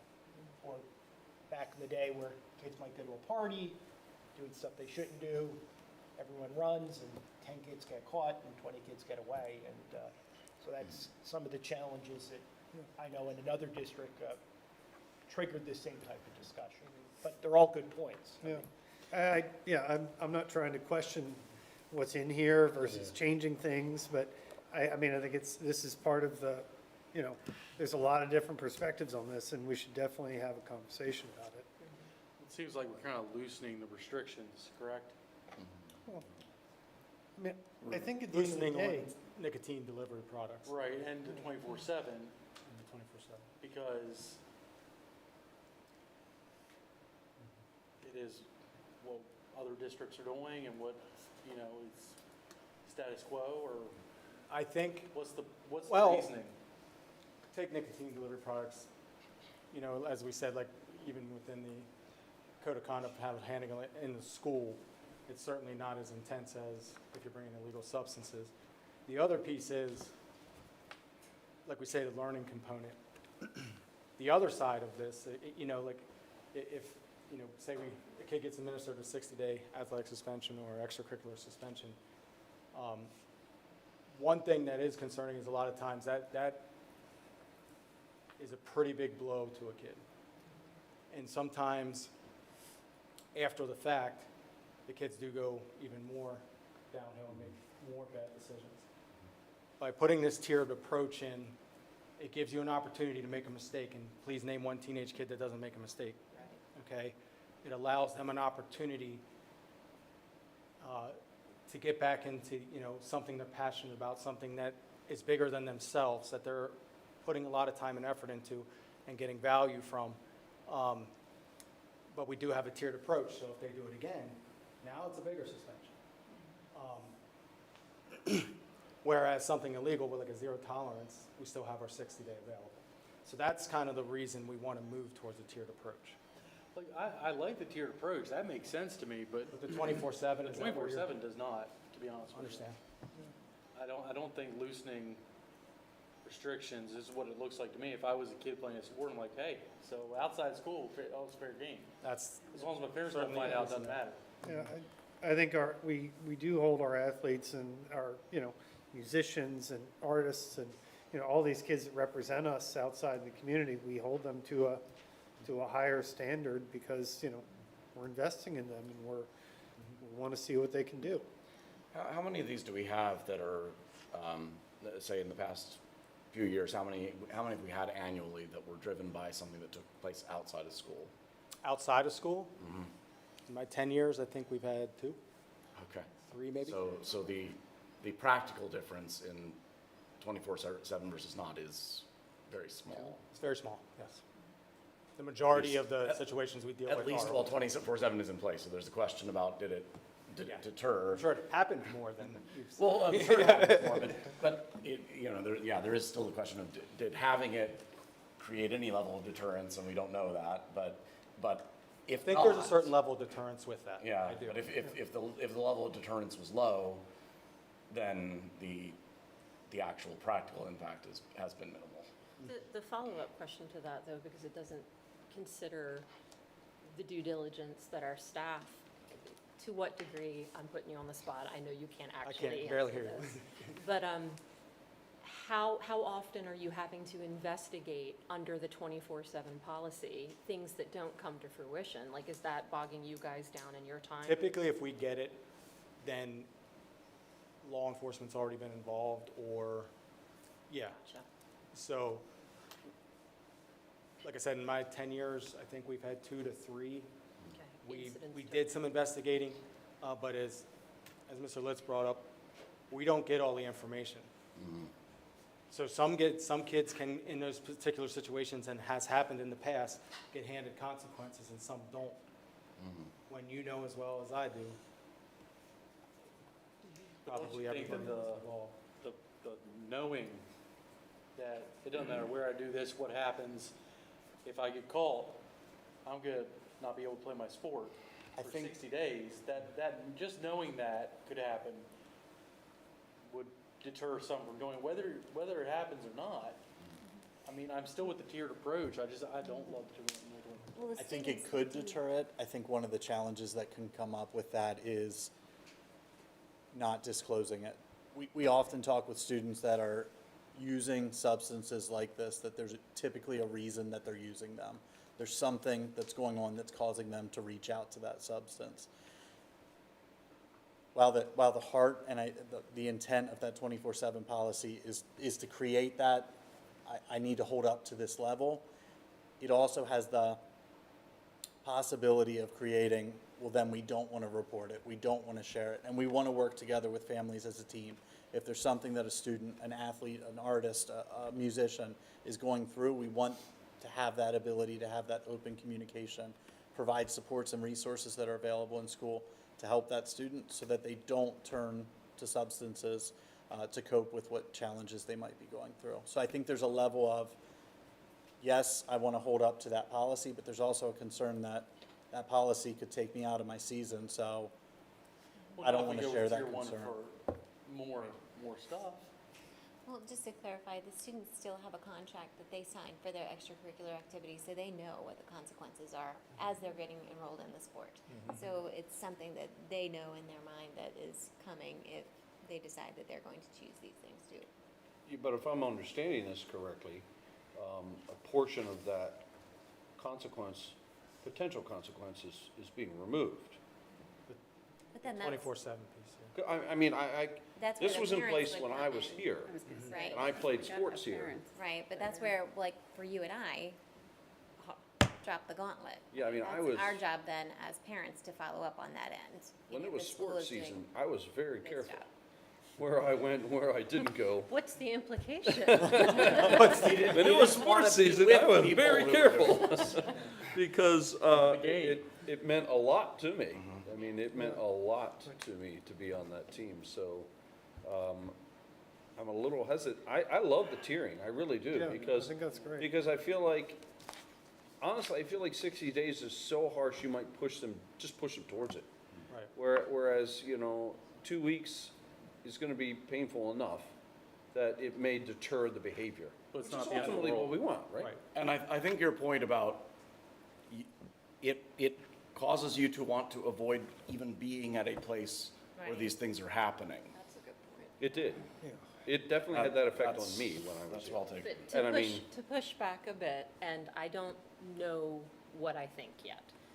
I don't like the idea of the onus being on our staff to be detectives. I Yeah. don't like the additional How- hat. I mean, how much time would you say is actually spent on this? I mean, it's, It would depend on the circumstances. Right. If it was a straightforward charge or something like that, That's case by case. that could be easy. Yeah. But if it's a report or a picture on Facebook or whatever, it could be very days, time yeah. consuming. when you say 2 or 3 incidents in 10 years, is that 2 or 3 that actually came to Some, yeah. some kind of discipline? Yes. I mean, how many is it where you investigate and, Unfounded. yeah, Yeah. there's nothing? Is it Uh, well beyond counting, or is it, No. We certainly get information, but there's no evidence to back it up. mhm. Right. In the situations where we did hand out discipline, law enforcement was involved. All started from somebody anonymously tipping us that this happened. But we're not getting a ton of them. We're Okay. not. Okay, that's good to know. That's good. Yeah. So we have good kids. We do have good kids. That's a good Correct. thing. Any other questions, comments? I didn't want to cut anybody off. No, I absolutely love all the work that went into this, and thank you so much for considering the students and how that discipline is going to affect them and bringing them back out of a potentially worse situation. It's wonderful. Thank you. All right. Thank you so much. Thank you, guys. All right, that brings us to 8.05, and this again is information. It's the speakers that have been approved through the vetting process. There are 7 of them. That's public on the agenda. Dr. Ruppert, did you have anything that you'd like to add and share to this? No, just excited that we have, a nice array of presenters from the elementary, middle school, and I believe we have one for the high school. But just giving the opportunities for these speakers to come in and provide that opportunity of an extension to what's going on within those curriculum. But I did want to share something else this evening. At the personnel policy meeting, there was a question that I was asked if I could provide numbers, and I knew I couldn't provide them on the spot, but I have them today, just about the number of speakers that we've had that have gone through the vetting process since we made the modification to the revision and the approval of policy 109.1 in November of 2023. So for the 2022-2023 school year, we had 12 speakers that went through the vetting process. Last school year, to 23-24, we had 28. And as of right now, for the 24-25, we have 8, with 7 being approved today. So since its inception, we're looking at 48 speakers that we have brought to the school board for awareness, but through the vetting process being approved to share their expertise with our children. Thank you for that update. And then 8.06, other items of business. I have none. Does anybody else? Back to you. All right, now we will, we've already done finance and budget, so we'll move on to personnel and policy. In the absence of our personnel and policy chair, who was sadly unable to be with us tonight, I will take this committee report. We'll start with 10.01, selection of statewide PSBA officers. They are there listed in public content.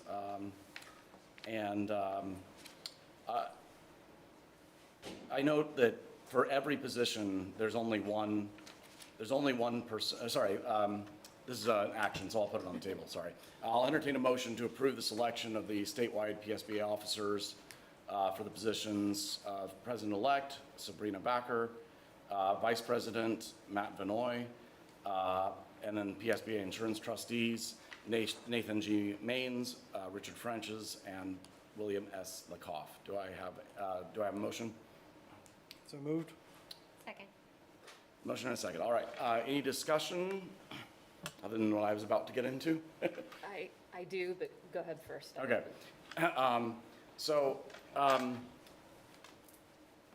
For each of these positions, there's only one person running. There are 3 available insurance trustee positions. There's 1 vice president opening. There's 1 president-elect opening. And I would really like to see more people run for these so that we have a real choice.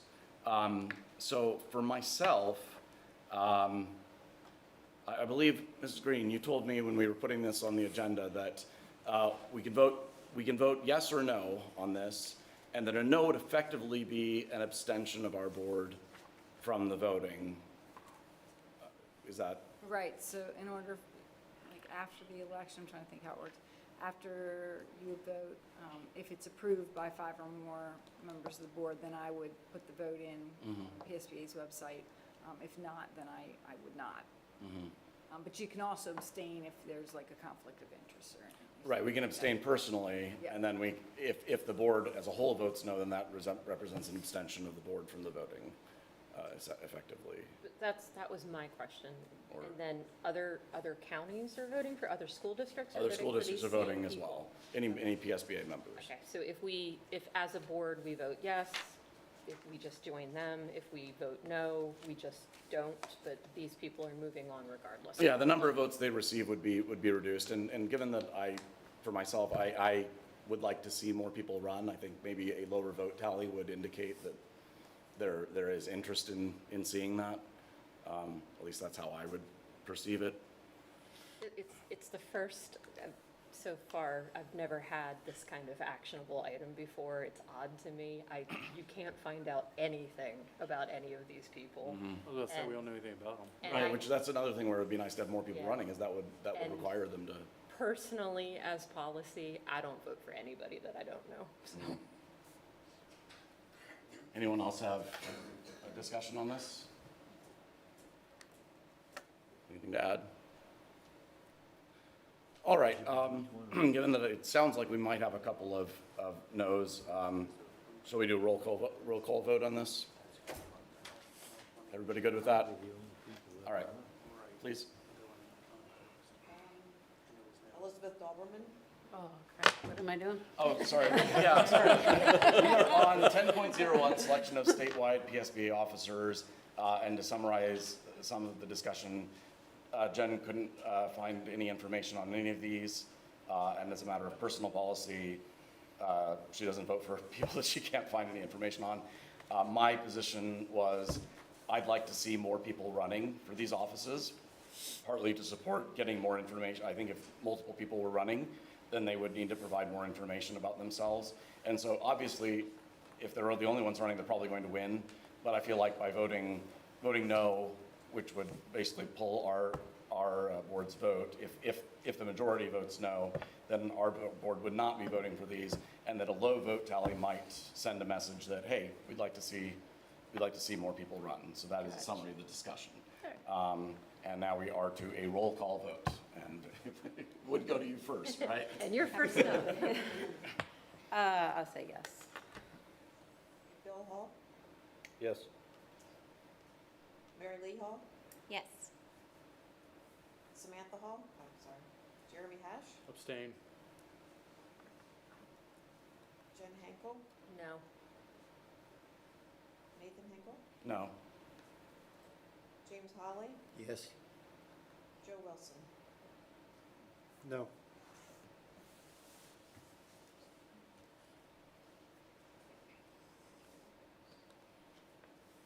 We do not have 5 votes, so it does not pass.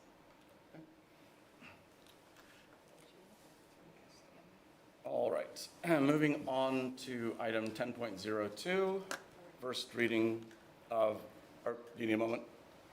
Okay. No, you're good. First reading of board policies. The policy numbers and descriptions are there for your review.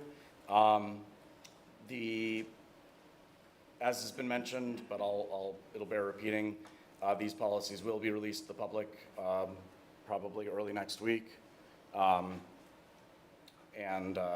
That is a change to what was done before.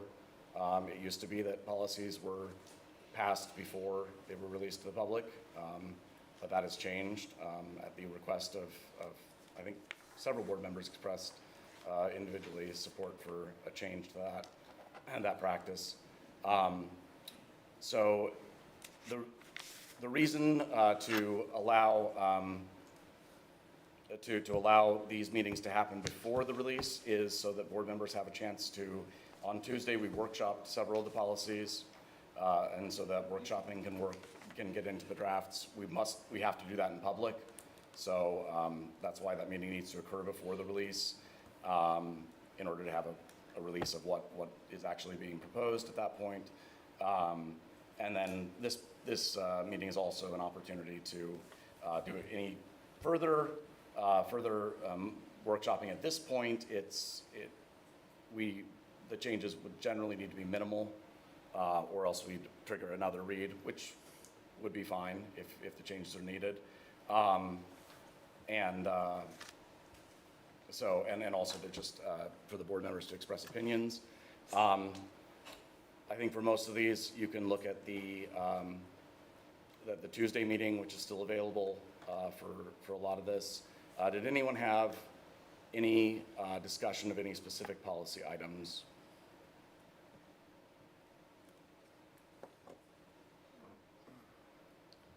I did want to touch on 903 if possible. Okay. Let's see, public participation in board meetings. I noticed that we are revising this. We're adopting the PSBA recommended policy on this. The one thing that I noticed that was struck through on this is that we have removed what PSBA had put in here as far as it being an opportunity for district residents, taxpayers, employees, and students. We have removed employees from the PSBA draft. Now, I know that in the past, we've had employees come before the board. I think the most recent one was a bus driver who brought serious safety concerns with our district with transportation, and that has had substantial benefit to safety of our students, even though he's not a direct district employee. But the one I'd like us to at least consider maybe not striking employees from participating in public comment. Was there a specific reason why that's not there that you might know of, or just a copy coming in from PSBA? It's just been a practice because with the idea with employees, it's they work through administration, and often the board would talk to them one-on-one versus, because a lot of what potentially they would bring would be confidential information. But of course, the board could, but correct me if I'm wrong, Mr. Litz, it's not required to allow. Well, pros and cons with everything. You add employees, you're not putting restrictions on what an employee does. So if an employee wants to come to talk about something other than maybe directly related to the job, like the bus driver, what they've observed, and they have the right to do it, as long as it's related to something to the district, they can. The other discretionary thing is you have, as the board has done, you have the opportunity, if you wish, to hear, as part of your agenda, presentations from staff. So you always have the discretion that hey, gee, we'd like to hear from these employees, you can hear from them as part of your meeting agenda outside of public comment. But as I said earlier to the young lady that asked to speak, public comment's a limited public forum. The only thing mandated by law is residents and taxpayers. You know, if the board wants to expand that somewhat further, and, you know, students would be residents by virtue of most of them living in the district. Many of your employees probably reside in the district, but not all. But if you open the door, that's your choice, and then you have to live with it. So if you have 200 teachers coming out, we're upset about an unsettled teacher's contract, and they want to address that, you might have to sit through a lot of public comment from employees. So that's what I mean by pros and cons, if you want to go there. Well, to use your example, I am not really comfortable with putting them in a position where we say, oh, no, you're not allowed to come and speak to the board. I don't know how advisable it would be in a situation like that, but at the same time, I'm not sure that I'm comfortable with saying you cannot. Right.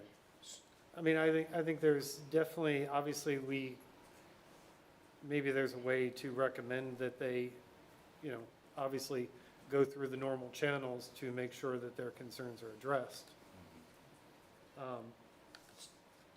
So, Joe, you hit on, I mean, that's exactly the process as an organizational chart, is there's a chain of command that you would go through, right? Sure. And I think we've had requests at times, particularly maybe from a teachers association standpoint, where officers don't speak on behalf of the entire teacher population, but they've spoken in regards to topics. And we've worked with them to be able to do that. I do think, here's where I might misspeak. So if this is wrong, I'll own it. But the bus driver piece, they're not truly our employee. So if they're a resident, they could speak with their experience as a bus driver. Which in that case, they were. So that's the tweak there where, and again, we would want to go through that similar, although a little slightly different because it's a contracted service process for hearing out what the concerns are or what the celebrations are. I mean, at times we want to come and celebrate this and share, and we welcome that as well, and structure a presentation or something like that where they can be heard. I don't view this as just like a negative. I think this is, you know, again, there's pros and cons to this. So I just want to make sure that we're talking through it because, I mean, it came with it in here and we're taking it out. But it does feel like there's some, you know, PSBA has it in there for a reason. It is marked optional. Sure. Yeah, but yeah. Sure. It just doesn't necessarily sit well with me to tell them you cannot come speak. I do understand what you're saying, that there's proper chain of command. You know, I do. I understand that. I live in that world too. I totally get that. And in all of my time here, I don't think I've ever seen a school employee come in and speak. So I think that probably says something to it as well. Well, under policy, so that actually raises an interesting question. So you said the bus driver could do it because he's not really a direct employee and he's a resident. Was why he would be able to speak. It's unclear to me that a teacher who was a resident would not be allowed to speak. They can. They can, yeah. I was going to say that. Absolutely. I don't think we could deny them.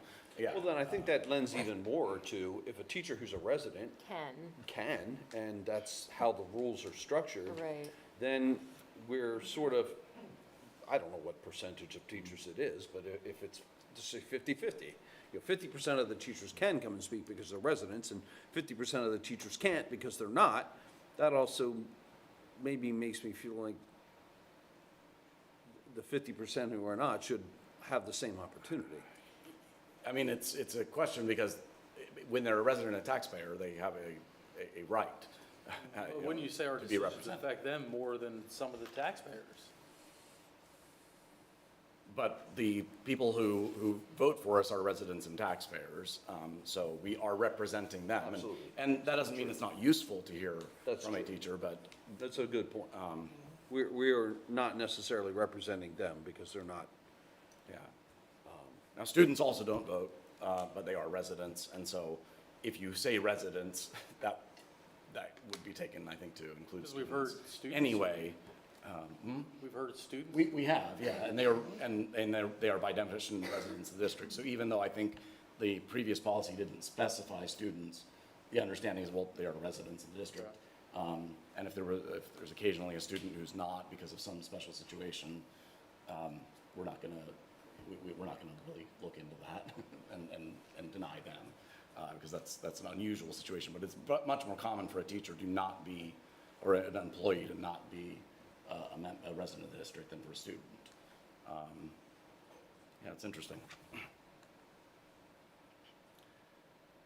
So, I think we have a few options, and procedurally, if we were to amend this tonight, would that still be the first reading? You have nothing on the agenda. Okay, for so we can't action. amend it. It's information. Okay. I think this has been good discussion. That the board can consider when it gets to second reading whether they Right. wish to amend. Okay, that. and then if that's a de minimis change, then we can just move forward with it. Yeah, I mean, you're not voting on anything. Right, So you right. make changes, you can make changes. Okay. All right, so it's something to think about until next So, time. I mean, you can still read it, but. Definitely not pushing for it. I'm not necessarily a proponent for it because I do want to respect the chain of command. Definitely, because that's necessary. It just doesn't necessarily sit well to tell them, with me, that you can't speak, maybe. Can't. I'm not saying that it's not appropriate, but it just doesn't necessarily sit with me, so. And I know it's in the policy, and I know it's the way it's written. I'm not super comfortable with not having alumni speak, to be honest with you. I mean, I feel that should, You mean out of the district alumni? the only wasn't able to speak. I mean, I know it's in the policy now, and I know that's how it's written, but as an alumni of this district and a couple of other board members, I feel that that should be kind of like okay, go ahead, you know. Even if I do move out of the district at one point in time, and, you know, I still want to come back and give kudos to a graduating class, whatever the case may be. I think that should be just my personal opinion. Well, alumni can email also, so I mean, what's the difference? So let them talk. I mean, the point was made that we, you know, if there was a particular reason that we wanted, we could always, as a board, decide. Okay, because we have people that aren't, you know, people come and make presentations for all sorts of reasons, who are not residents of the district. So we can always approve it on a case-by-case basis. Again, that's just personal opinion. Yeah. That's No. just the way I felt about that. Any further discussion on 903? All right. Are there any other policies that anyone has any comments about? Yes, I'd like to comment on 216.2 and 123.3. We discussed this in the committee meeting, but we had two different policies of each. And I feel that under transparency, that the public should be able to see both of those. And I would ask that we actually take a vote at the next meeting on, after we hear comments from the public, which I'd like to hear. And of course, I'm in the minority of people that felt our solicitor's draft was much better than the ILC drafts of those two policies. And I don't see any reason why we can't have both of them looked at in public. So that would open the door to a general release of policy drafts, potentially. These are all, after tonight, they're all open to the public. Right, after, following workshopping and deliberation, and comment at this meeting. Which we did not have with those others. However, we asked multiple times that if there were portions in that you prefer, that you would bring those out and talk to us about them, that the portions of the other policy that are maybe contradictory to this policy or in addition to, or maybe in detraction to, we are open to discuss those portions that you're more interested in. Yeah, I mean, you're welcome right now to mention anything from those policies that you found preferable. I'd just like to see them out to the public and let the public help us make this decision. I mean, I was told at the committee meeting that Nathan polled the board of which one they preferred. No, I didn't poll the board. So board members will speak to me about what, the things they'd like to see on the agenda. As president, that's me. the thing that polling happens. the board. No, it doesn't mean polling the board. And additionally, 3 of us actually sit in the agenda meetings. So there is at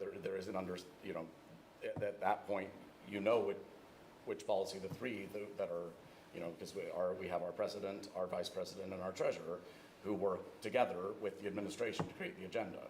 So I did have a sense of which policies had more support, and because we can only pass one version of each, I decided to go with the one that I thought had more. I agree, more you support. can only pass one of each, Mhm. but there's no reason why you can't look at 2. Certainly, we did. Two You did different. have We did, time to and- look at 2. Well, That's these what I don't people out- understand. These people out here haven't been able to look at both of them. Right, More but for the public to see, like, in our hey, we've just history- paid the solicitor to do this. I think we should let the public see, hey, it looks almost the same, or it doesn't look similar, or this is what we like, this is what we don't like. Why can't they have a say? Because we don't release drafts of everything that's proposed to the board. And we were all in this meeting together with We understand. all the attorneys and all of the, we But we all didn't flushed this have- out together. We didn't have Mr. Litz's policy at that point. But we did. We for were weeks. there. Or but- not weeks, but we had an extended amount of time where we had both policies available. You guys had, and maybe you availed yourself of it, I don't know, maybe it was private emails, and that's fine, but you had ample time to ask your questions. You were invited, as all of us were, to have conversations with the ILC after our executive session. We're not If you- asking to change it right now. We're just asking to make it What public. is the compelling reason? What is it that you would like to incorporate? Give me one thing you'd like to change. I would like to have it public, that everybody. Right, can see. But but why? what from those Because policies would you because we like to have bring in? both of them. Why with all can we due strike respect, one? with all due respect, and I do mean this respectfully, it just seems like interference for the sake of interference. I've repeatedly asked, what is it that you like about that policy? And Mrs. Doberman, you even said you don't necessarily like one over the other. So what is the compelling reason? I guess you could look at it as, there's a lot of our community that is against ILC. And why not let them see what Mr. Litz has written and let them see that, hey, it is almost the same or it is different. And this is what we are opening up to everybody. And they can sit there and say, I really like Jeff's because of this. I like ILC because of this. And hey, you're not hiding anything if you're showing it out there to the public. You're not hiding that Nathan just said, let's take it off the list. So I reject that wholesale hiding. There's no hiding. You have every opportunity right now to present anything that you may be considering as hiding. You can do it right at this moment for all of us to hear and deliberate, for the public to hear. There's no hiding. If there's something that you want, that you feel Tell us. is being hidden, please bring it forward and talk to us about it. I would love to hear it and deliberate through it. There's no hiding. There's just really no winning with this, so it's just. You are welcome to bring it up right now. Yeah. I did. No, you can read from the policies.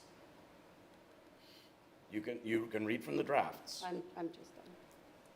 If we need to bring forward table this, anything you want from them. if we need to Understand. table I this so that understand, you and have I've more heard you time, guys. I hear what you're saying. it's fine, we'll table I totally it. hear what you're saying. I get it. It's really that we already are releasing draft policies when the board used to not do so. I get But it. to release multiple versions of policies that are not actually under consideration, I think will sow confusion. And so I think it's best to release the policies that the board is actually going to consider. People can look at those policies and evaluate the text of the policies that are under consideration. And if those policies are rejected, then new policies can be brought forward. But I don't think I think already we've massively increased transparency by releasing policies before we pass them. And it's astonishing to me that the board, until we were on it, did not do that. And you never objected to that. Neither of you ever objected to the fact that the board would pass policy without ever showing any of it to the public. But now we want transparency. I simply want to show the policies that are under consideration, that are actually under consideration for a vote, rather than everything that may have gone into the selection of which policies are actually selected to go on the agenda. I've been on the board for 19 years, and this is the first time we had policies drafted by two different legal firms. It's also the first time it's ever been released to the public prior to it being voted. Right, so neither would have been released under the That was, prior. in your 19 years, that was something that never happened. Yes, during your tenure, neither one would have been released to the public prior to passage. And that was okay for 19 We're releasing years. the one that is under consideration. I'd just like to say, I just want to take a little bit of the tension out of the room and just share with everyone that there is nothing within these two policies that is absolutely dissimilar. They are very close. It is all following Title IX law as it is in place currently. There is nothing illegal or discriminatory or unsafe for any students within the district. This is making a policy where we don't have one that is becoming necessary for the function of fair and safe athletics for all students, and parents understanding exactly what's going on with their students as far as how they want to be addressed, and transitional things that happen within a family's purview of giving the school permission to be able to do what the children are asking them to do within the district. So these squabbles that the board is having over the bits and pieces of whose policy it is, there really is not this is so different from this one.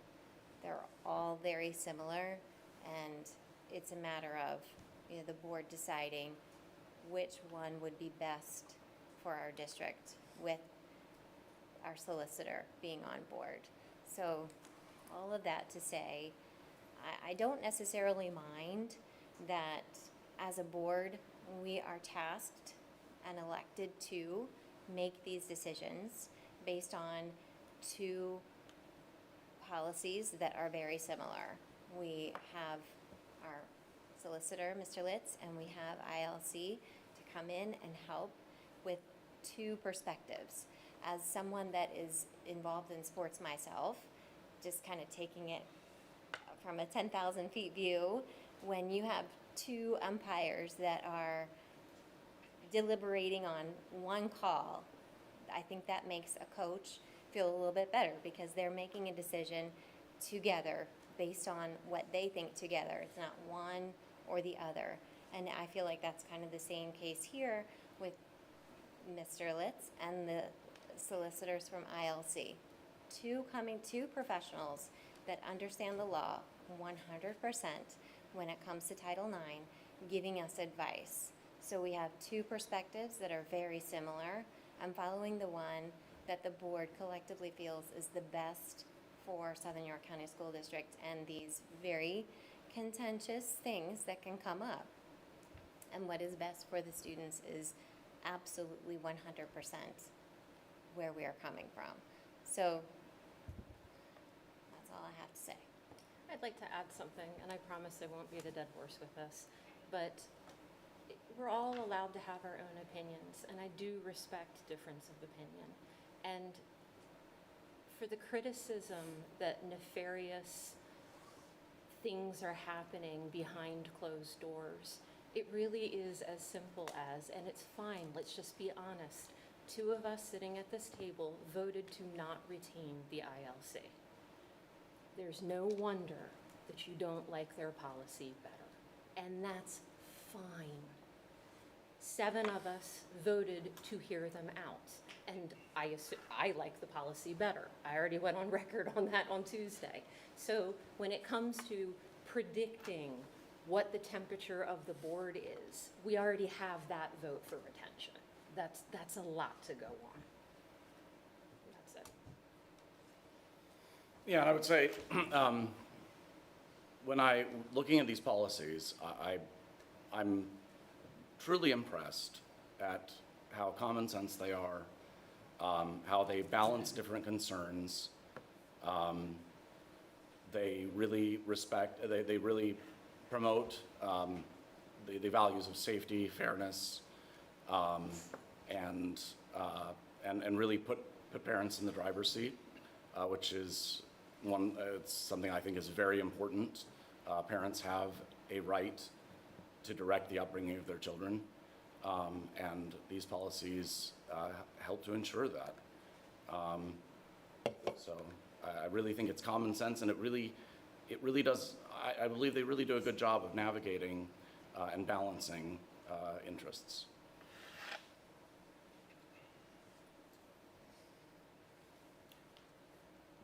Any further discussion on any other policies?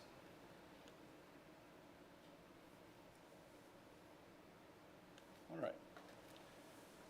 Item 10.03, other items of business. I have none. So we'll move on to item 11, our committee report, and Mr. Hall. Thank you, President Henkel. So, Mr. Buffington, we have our water test report. And if you would like, you can also move forward into your buildings and grounds report and the high school project progress report. So 11.01, water test report for August has been provided for the board. All those tests are marked safe, both here on the campus and at Friendship Elementary. Also on that report, as we've been talking over the last couple months, kind of outlines the process that we've been going through for the PFAS testing. Obviously, we're being guided by our professional water consultant and DEP throughout this process. And just a reminder to the board, the PFAS, also known forever chemicals, we're not the only ones in this testing, but we'll continue to update the board as we go through the testing process. Buildings and grounds report. In that report, there's a field report is attached in there. You'll note that some of the fields are closed, but as we had talked, or will be closed this fall into the spring. As we have talked with the board, that's to aerate, top dress, and seed some of those fields. So that's why you'll see that. Also in the report, we talked about the Sutler Elementary boiler. We're obviously working with insurance and contractors to get that corrected and back online at Southern Elementary. So for the high school project, 11.03, high school project progress report, financial report, and timeline. In a little summary, we're on time and we're within budget. Kat put up the budget there. You can see our original budget, $70 million. Remaining budget, just under $700,000. And then Kat, if you can move to the second slide, you can see our contingency there that we track. as well as total allowances, which we've talked to the board, we've talked before, you know, about that if we don't spend those allowances, they'll start to come back as credits. That process has started, and the board can anticipate next month, we'll start to see some of those credits coming back, because we have not used all the allowances. Just as we kind of look at, I should have counted before, we're around 30 workdays is where we're at.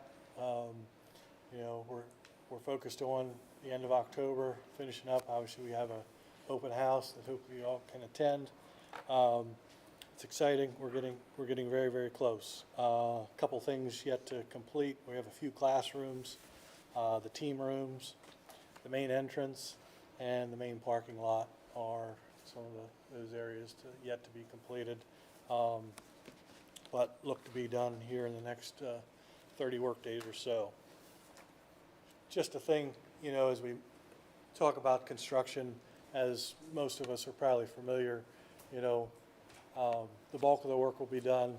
Punch list and other items tend to, you know, go on past that completion date. So things won't be 100% done, but they will be substantially complete. Any questions to that point? I know I'm kind of moving through, but. No questions, but I would like to just comment to what you said about the boiler. We have heat. We do have Just want heat. to make sure everybody knows that. We have heat, yes, we do have a boiler we're working on, but we have heat and we are prepared for the winter. Sullivan Elementary has 3 boilers. 2 of those boilers are operational. We're focused on getting that third one operational. Right, just wanted to make sure that everybody understood that. So, change orders approved on site. Would you like to speak a little bit into those? Yes, so we have 3 change orders that approved on site. The PCO 17 has to do with isolation valves that we needed for the fire sprinkler system so that we could test the system, which was required by the building inspector. And then the ECO 41, power to the water fountain at the girls' locker room. And then ECO 42 was for some light switches. And just to point out, it's not a typo. There are, both of those change orders are for $858. So not a typo there, but overall you can see with the credit and things, about $6,500 for change orders this month. Thank you. Any questions there? Moving on to 11.05. 11.05, the board will recall, we have been working to try to get some quotes. We thought we'd only get 1 quote. We ended up with 2 for the repair of the Friendship Elementary retaining wall that is in front of the gymnasium. We would recommend, or the board to consider awarding the base quote plus the alternate one in the amount of $15,512.49 to Albany Property Solutions of Glen Rock to repair that wall. What the, so the base quote is to relay some of the block that are in that wall and are out of plumb. Alternate one would be to install on the uphill side a speed bump or a diversion to help channel some of the water from going over the wall. The board may recall that we did work with an engineer on this design to put it together. The good thing is with the design and with the cost that we're asking for approval from the contractor, we are under budget.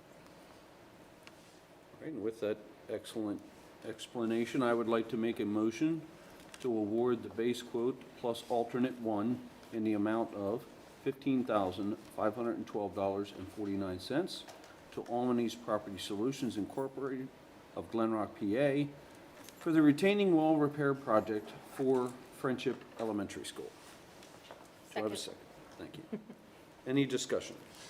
So we're just replacing, or we're just fixing it? We're not replacing it, correct? Correct. Because I just know there's some artist in residence thing on the front of it or something, or some design. No, that's over at the kindergarten playground, I Is that what believe that you're is? Okay. referring to. Okay. I'm not familiar with Friendship, but I also, So if you're at the front drive of Friendship, it's on the right. on the right, okay. So it's way on the right, in front of the, I say new gymnasium, but that was built in 2012, so it's already 10 years old, but yeah. Well, the good part is it's about a little better than 20% under budget, so. Good job. That's a good one. Good job. We like that. Any other discussion? Just when it comes to the alternate 2 and 3, are we gonna have to go back and review those things when it comes down? I mean, would it be easier to have them look at that, or we did and it's not needed? I believe we've just chosen not to do them. Okay. Correct, yeah, and in consultation with the engineer. Right.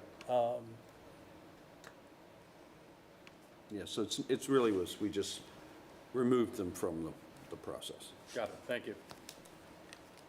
Any other discussion? Any nays or abstentions? Hearing none, motion passes. We also have a proposal. I have a motion to approve the proposal in the amount of $5,390 from Eastern Time Incorporated of Harrisburg, PA, to replace the expiring carbon monoxide detectors at the Friendship Elementary School. Do I have a second? Second. Any discussion? So as Randy and I had discussed earlier, this is not something that is required, but it is something that we have in our buildings. And in the light that we had a carbon monoxide incident in the past, I certainly think this is money well spent to keep up with that system. Yeah.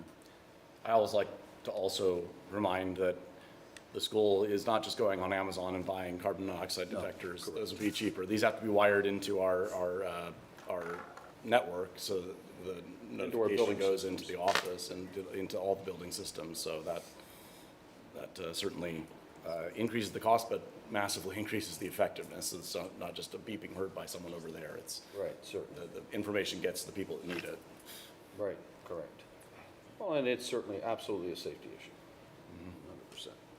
Any other discussion? Any nays or abstentions? Hearing none, the motion passes. Moving on to 11.01, use of facilities. As you can see, that information is presented there in front of you. And then 11.08, other items of business, which I have not really an item, but just wanted to let the public know that we have been continuing discussions about the scoreboard for the baseball field. And hopefully soon we will have some options for the board to look into, and maybe we can move forward on that. So any other? No, but that's much appreciated. Definitely. President Hank. All right, moving on to item 12, committee report, transportation, health, and safety. Mr. Hash. So everybody comes. During the first few weeks of school, there were 4 reported stop arm violations. From 3 were by driver observation, 1 was on camera. They have also filled 1 of the open routes. We're still looking for employment for 1 over first student. August 28th, we completed, Ms. Green, how many bus evacs was that in one day? How many what? How many bus evacs was that in one day? Well, we have about 2,700 children. So. Yeah, run them twice. And thank you to all the staff that not only did it this building, they also then scattered to other buildings, and I was with Dr. Reppert, and we went over to Shrewsbury for that one, for the second one. They are working through all the September field trips. They partnered with athletics to cover all the athletic events. First Student is doing a fantastic job there.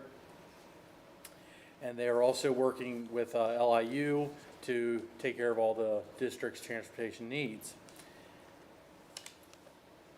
With 12.02, for information only, York County Department of Emergency Services reviewed the 2024-2025 Emergency Operations Plan for Southern York County School District and found all aspects of the plan were in order and based all hazards approach. The plan is in compliance with local and county emergency preparedness plans. Dr. Rupper, is there anything you'd like to add to that? No, I just want to, well, yes, I shouldn't say no.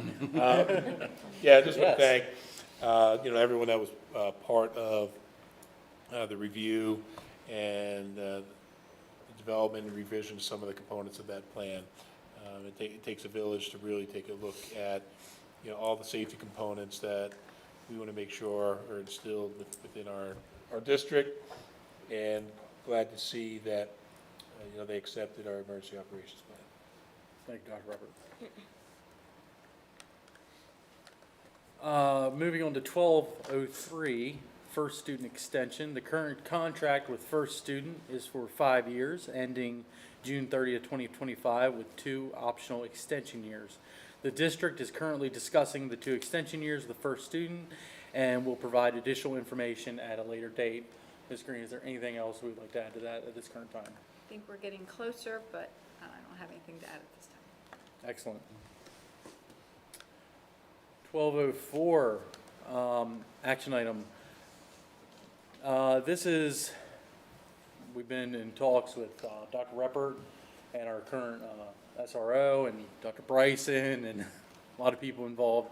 I would like to make a motion to authorize the administration to begin the search for additional armed officer or security to be paid for using contingency funds. Approval of such employee or contract will be brought back to the board at a subsequent meeting once that individual is found and how they are found, what channel they are found through. Do I have a second? Second. Thank you. Any questions or comments on that? Just that, I think it'll be so good to have an officer per campus. That to me is that puts me at ease compared to how I felt about our officers having to move between campuses. What if something's happening at one? Just the idea. Now they may still move between campuses, but there generally should be one at each. I think once we have this. So I really appreciate that. Dr. Reppert or Dr. Bryson, is there anything else you'd like to add to that? No, I think the way this is worded accommodates for administration's recommendation to pursue alternative options. We have great people and certainly want to continue our relationship with Southern Regional, who has been fantastic over the years. One of the challenges administratively that we face is the requirement for a safety and security coordinator district-wide has to be under the realm of a school district administration employee. And so this avails us potentially to have that opportunity to have a safety security coordinator title, but would also be potentially an armed officer. So opening it up, I think, allows us to do that and also continue the great relationship that we have with Southern Regional. Very good. And also just let the rest of the board know, and, talking with Dr. Reppert and Officer Hanson, these people are very, very hard to find, and they are in very, very high demand. Every school district wants another one or more, a single one, and these people can't just be a cop. That's just not what they can do.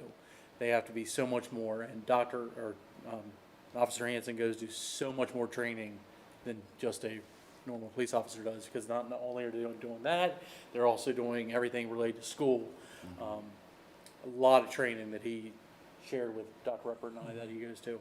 So these people are very, very hard to find, and I want to make sure that we're not going to miss an opportunity to get the best of the best for our district. Yeah, I mean, it's a combination of the training, the right kind of attitude, and the interest. How did you describe Hanson? A unicorn. He's a unicorn. He's a unicorn. He's a kid magnet. Yeah. Any other questions or comments on that motion? Any nays or abstentions? Hearing none, that motion passes. Moving on, 12:05, any other items of business? It's not an item of business, but I just wanted to, I went ahead and looked back, and I think they were already coming down at this point, but last year in August, there were 8 reported stop arm violations, so we've cut that in half. And any are too many, but if I understand it, I believe 8 was already a decline for the month of August from maybe what it was in prior years. I can't, The unfortunate, I mean, No. it's good, but Yeah. we had more school days last year. We had more Sorry school to days. throw it. Twice as many? We had more school days. We had more school days. All right. I would also like to say, excellent job on distribution of all of the signs. Yeah, that was They incredible. are I did forget to mention that. I apologize. That was Very, very, they're everywhere. They're in great spots for, They are.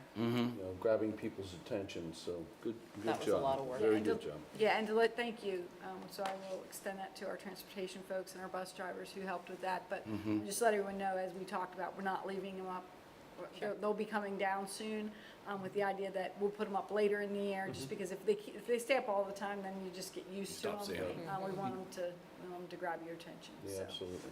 Yeah, I applaud the community for that too, because I saw, the bus drivers advertising on social media, and then like that. I I want can one put in one my in my yard. yard, I can put one in my yard, and it was a lovely thing to see our community come together for the safety of our kids. That's number one priority, right? And so it was fun to see that and encouraging to see that in real time. It really was. I do have other items of business in keeping with the safety of our students. We all know the incident that happened last week with the bus and stuff. Ms. Green informed me she's been working for a while on this, working with PennDOT throughout the renovation project to get signage on Thistles Church Road that there is a school zone and buses entering and exiting. Good news, as of last Friday, we are being told that signage has been approved by PennDOT, and we will be moving forward and getting it into place. Wonderful. Will that include Thank flashing you. lights? So, probably not, but we also, so we'll be keeping you informed, but they're gonna tell us exactly what it has to say, so it is very prescribed. So we are excited that we at least are moving in the right direction with that. The other thing I was talking to Mr. Hash about, we did, years ago, ask to have them look at reducing the speed limit along that stretch. We were denied, but it's something we may discuss and possibly bring back to the board to ask again, to see if we maybe can get the speed limit reduced. We also are we're working on a communication to go out, kind of like the signs for the buses that we talked about. We believe signs are important, but we also think that we want to get communication that people just need to slow down between 7 and 9 a.m. and 3 and 5 p.m. because we have a lot of people coming on and off campus. So the more we can get that word out, I think it'll be helpful. Signs will help, but we need people to slow down between 7 and 9 a.m. and 3 and 5 because we have so many people coming on and off campus. So that would be helpful. So working on communication out that way, but the more we can get that out there too, to try to get that in people's head, they need to slow it down. Even if it's a 40 mile per hour, they need to slow it down because we have so many people coming on and off campus. On the matter of the flashing lights, are we just not allowed to put them on a sign there, or? Disturbs the cows across the street. Huh? Disturbs the cows across the street. Well, Is that what? we've not been successful even with signs. I mean, we've asked so many times, so we're very happy that very this is- positive that we've gotten that far. Mm-hmm. I don't think we're gonna get flashing. So this So is it's a a matter win. of being approved to do it? Okay. Okay, so So- it's not that we're deciding not to, it's that they're telling us, no, you Oh, can't. yeah, no, we would love to have that. Right. But, no. I just wanted to make sure that was clear, because. Yeah, so I think our next, in my opinion, our next stab is to maybe talk again about that speed limit. Just Yeah. getting it down to a lower speed limit in front of campus, but I'm not sure we're gonna get anywhere there. Interestingly, the letter I pulled said we should look at changing our, what did it say? It said look at changing, our driveway location. We did, that was back in 2014, so we've done that, and we still are kind of experiencing the same thing. So Yeah. take a look at it again. Also, put that on the list of things that are easy to do. Well, that's what I'm saying, we did it, and I'm not sure that it, Yeah. yielded what they're saying it's gonna do, so, it's better than the other driveway, but. Yeah. Yeah. Well, it's kind of amazing that we were able to do it, because most of the time the answer would be, no, I'm not moving the drive. I mean, causes so many other problems if you do that. All right. Thank any other you, items? Ms. Green, for keeping on PennDOT about that and getting that worked out. Any other items of business from anyone else? All right, that's all I got. President Hinkle. All right, moving on to, whoops, I lost put in place. Item 13, athletics and extracurricular. Ms. Dauberman. All right, item number 1301, I have a report from Mr. Keeney from September 12th, so it is a little outdated, but we'll talk about that in a second. But the Warriors are off to a strong start in the 2024 fall season. Here is the current highlights. Girls tennis. Warrior Girl Tennis is currently sitting at first place in the YAIAA Division II with a record of 8-1. They are currently ranked 7th in the PIAA District 3.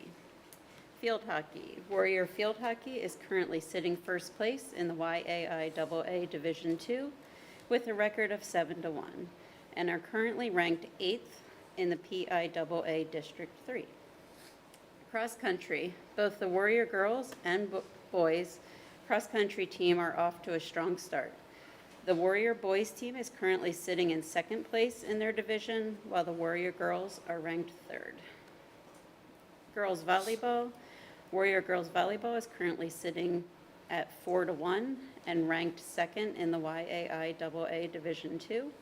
They are also ranked 7th in PIAA District 3. Boys soccer. The Warrior boys soccer is currently in first place in the YAIAA Division II with a record of 4-0-2.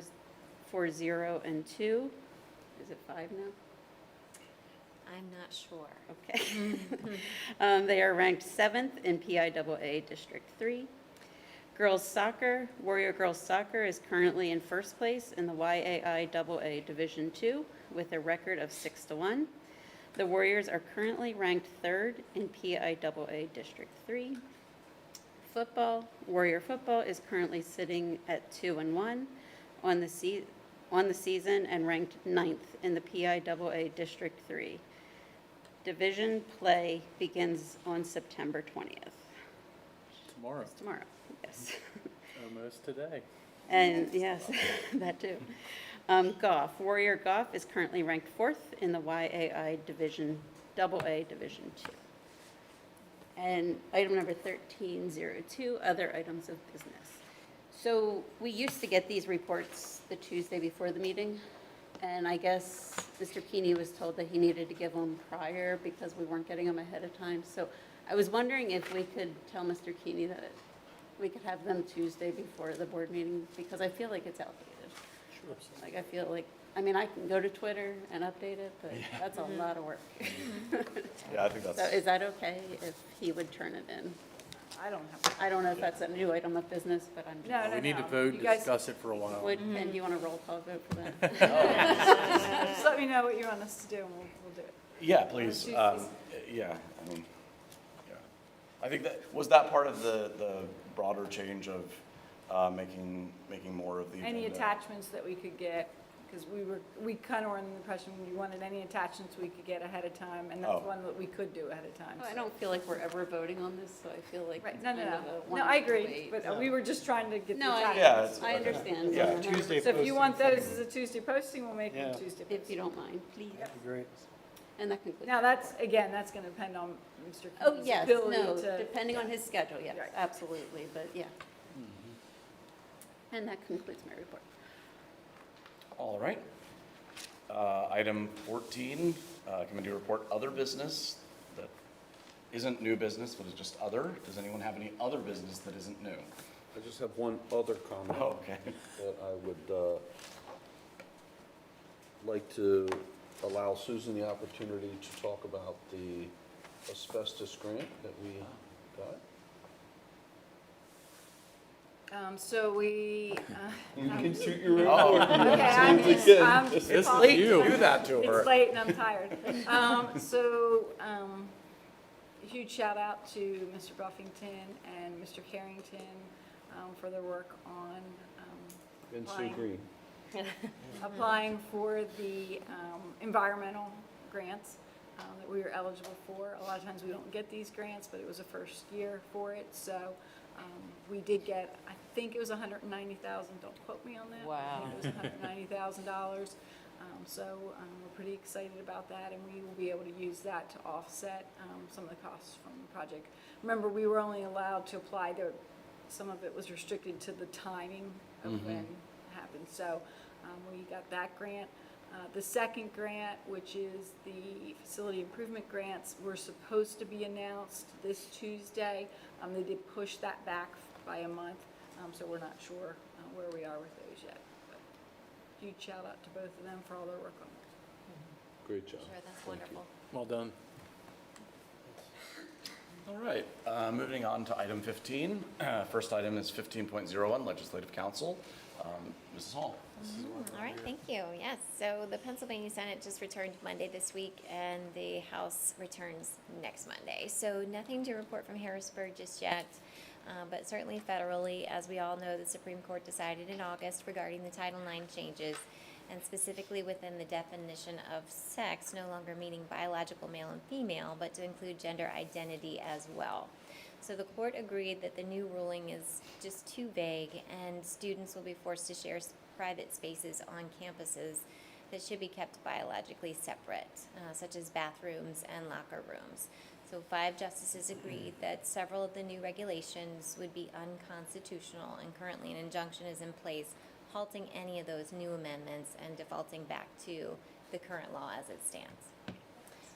In other news, there's another state grant opportunity for education available. It's the PA Department of Environmental Protection now accepting applications for its 2025 Environmental Education Grant Program through November 15th. Eligible applicants include schools, nonprofit community, county conservation districts, and businesses. So the project with local focus can get up to $5,000, and regional or statewide initiatives can get up to $30,000. So there's free webinars happening now. The program will be held on October 10th, and the need to register for that will be September 30th is the deadline. And that concludes my report. Thank you. Did you have anything to add? Did not. All right. Moving on to York County School of Technology. Ms. Doberman. I don't have a lot to report, but I do have to report that the tickets are now on sale to go see, and I don't have a date, so I apologize for that part. But they are going to be putting on the play or the show, or I don't have the right terminology. But anyway, it's Harry Potter and the Cursed Child, which I haven't heard put on at a school yet. No. So I think that's pretty cool. I will get you dates, but I know that the tickets are on sale now if you want to get one. That's all I got. Just to jump on that, yeah, they're one of 6 schools, I think, in the entire US that got the rights to do that play. 2 in Pennsylvania. They were very excited. Yes. And my son is working on the set crew for that, and he's very excited. Oh, nice. I bet he is. All right. 15.03, LIU 12. Anything? All right. 15. We had a board meeting, that was it. Huh? We had a board meeting Okay. last night. 15.04, York Adams Tax Bureau. Do you have anything? All right. 15.05, Southern York County School District Foundation. Ms. All Hall. right, back to me, thank you. So the foundation met last Tuesday, September 10th, to begin planning for the class of 2025 and the scholarships that will be available to them. It's a very exciting time. We reach out to donors and discuss fundraising, extend a warm welcome to them for activities that are that are happening in the district. We also include them, certainly a very warm welcome to the November 10th high school ribbon cutting ceremony as we reach out to them. So excited about that. Also, the 7th annual thank you card contest is underway for students of all ages. I have the nice paper that was shared with me on that day. So if you have a passion, any students out there for art, and they'd like to wow the foundation with their artistic ability, we'd love to have their help to design a thank you card to relay our gratitude to all of our donors that help bless the class of 2025. So sharpen those crowns and colored pencils, grab a piece of paper, and off you go. I said the final masterpiece will be due to their main building office on Monday, October 7th. Prizes will be given, and the winners will also be featured on the foundation thank you cards that we will send out the end of November. And the foundation looks forward to every entry. No artistic talent is too small. Want to see them all. Love each one of them. And that concludes my report. Thank you. Item 15.06, other items of business. Does anyone have other items of business? Hearing none, I'll move on to item 16.01. Student activities report for August 2024 is attached for your information. 16.02, resignations and retirements. We have two, which are listed there in the agenda item. And item 16.03, other items of business. I have none. Item 17.01, Dr. Ruppert. Thank you, President Henkel. Those are just our current enrollment for home education, outside cyber charter, our Southern York County digital education, as well as our enrollment with the LIU Lincoln Edge. And just for the community, just wanted to point out we currently have 2 students that are enrolled in our own Southern York County Digital Academy.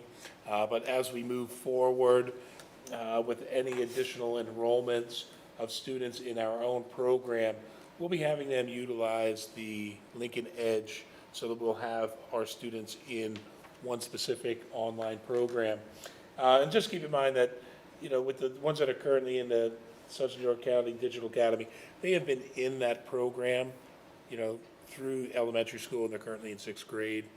So they'll remain in that, but then if they choose to continue on next year, they will be enrolled in the Lincoln Edge Cyber Program as a way for a cyber online learning. And they still would count toward our enrollment here within the district. Thank you. Thank you. Item 17.02, announcements by Board President and Superintendent. A Buildings and Grounds Committee meeting will be held on Thursday, October 17th, 2024, in the district office's multipurpose room beginning at 6 p.m. The next regularly scheduled meeting of the Board of Education will be held Thursday, October 17th, 2024, in the district office's multipurpose room beginning at 7 p.m. Dr. Bryson. Thank you, President. Thanks to the middle school for hosting a special presentation from the Attorney General's office on the topic Social Media 101, aimed at parents and teachers providing the most up-to-date information regarding social media sites which children commonly use, and emphasis on ways of keeping children and students safe while using these sites. We can look forward to additional opportunities throughout the district with the ongoing focus on safety and security as it pertains to electronics. Just a shout out to our administrative team over the past week across not only our district, the county, the nation. Many threats that are general in nature are being cut, pasted, posted on social media, and that results in a lot of human resources on our part to double check that they're not credible versus credible. Please know Southern Regional is involved in those, and more recently, safe to say, is also much more involved in it as they get contextual evidence from around the nation that we might not have access to as quickly as they do. So big thank you to everybody, and we just want to put out there to parents, do not hesitate to check and review where your child is on their phones and without or throughout social media.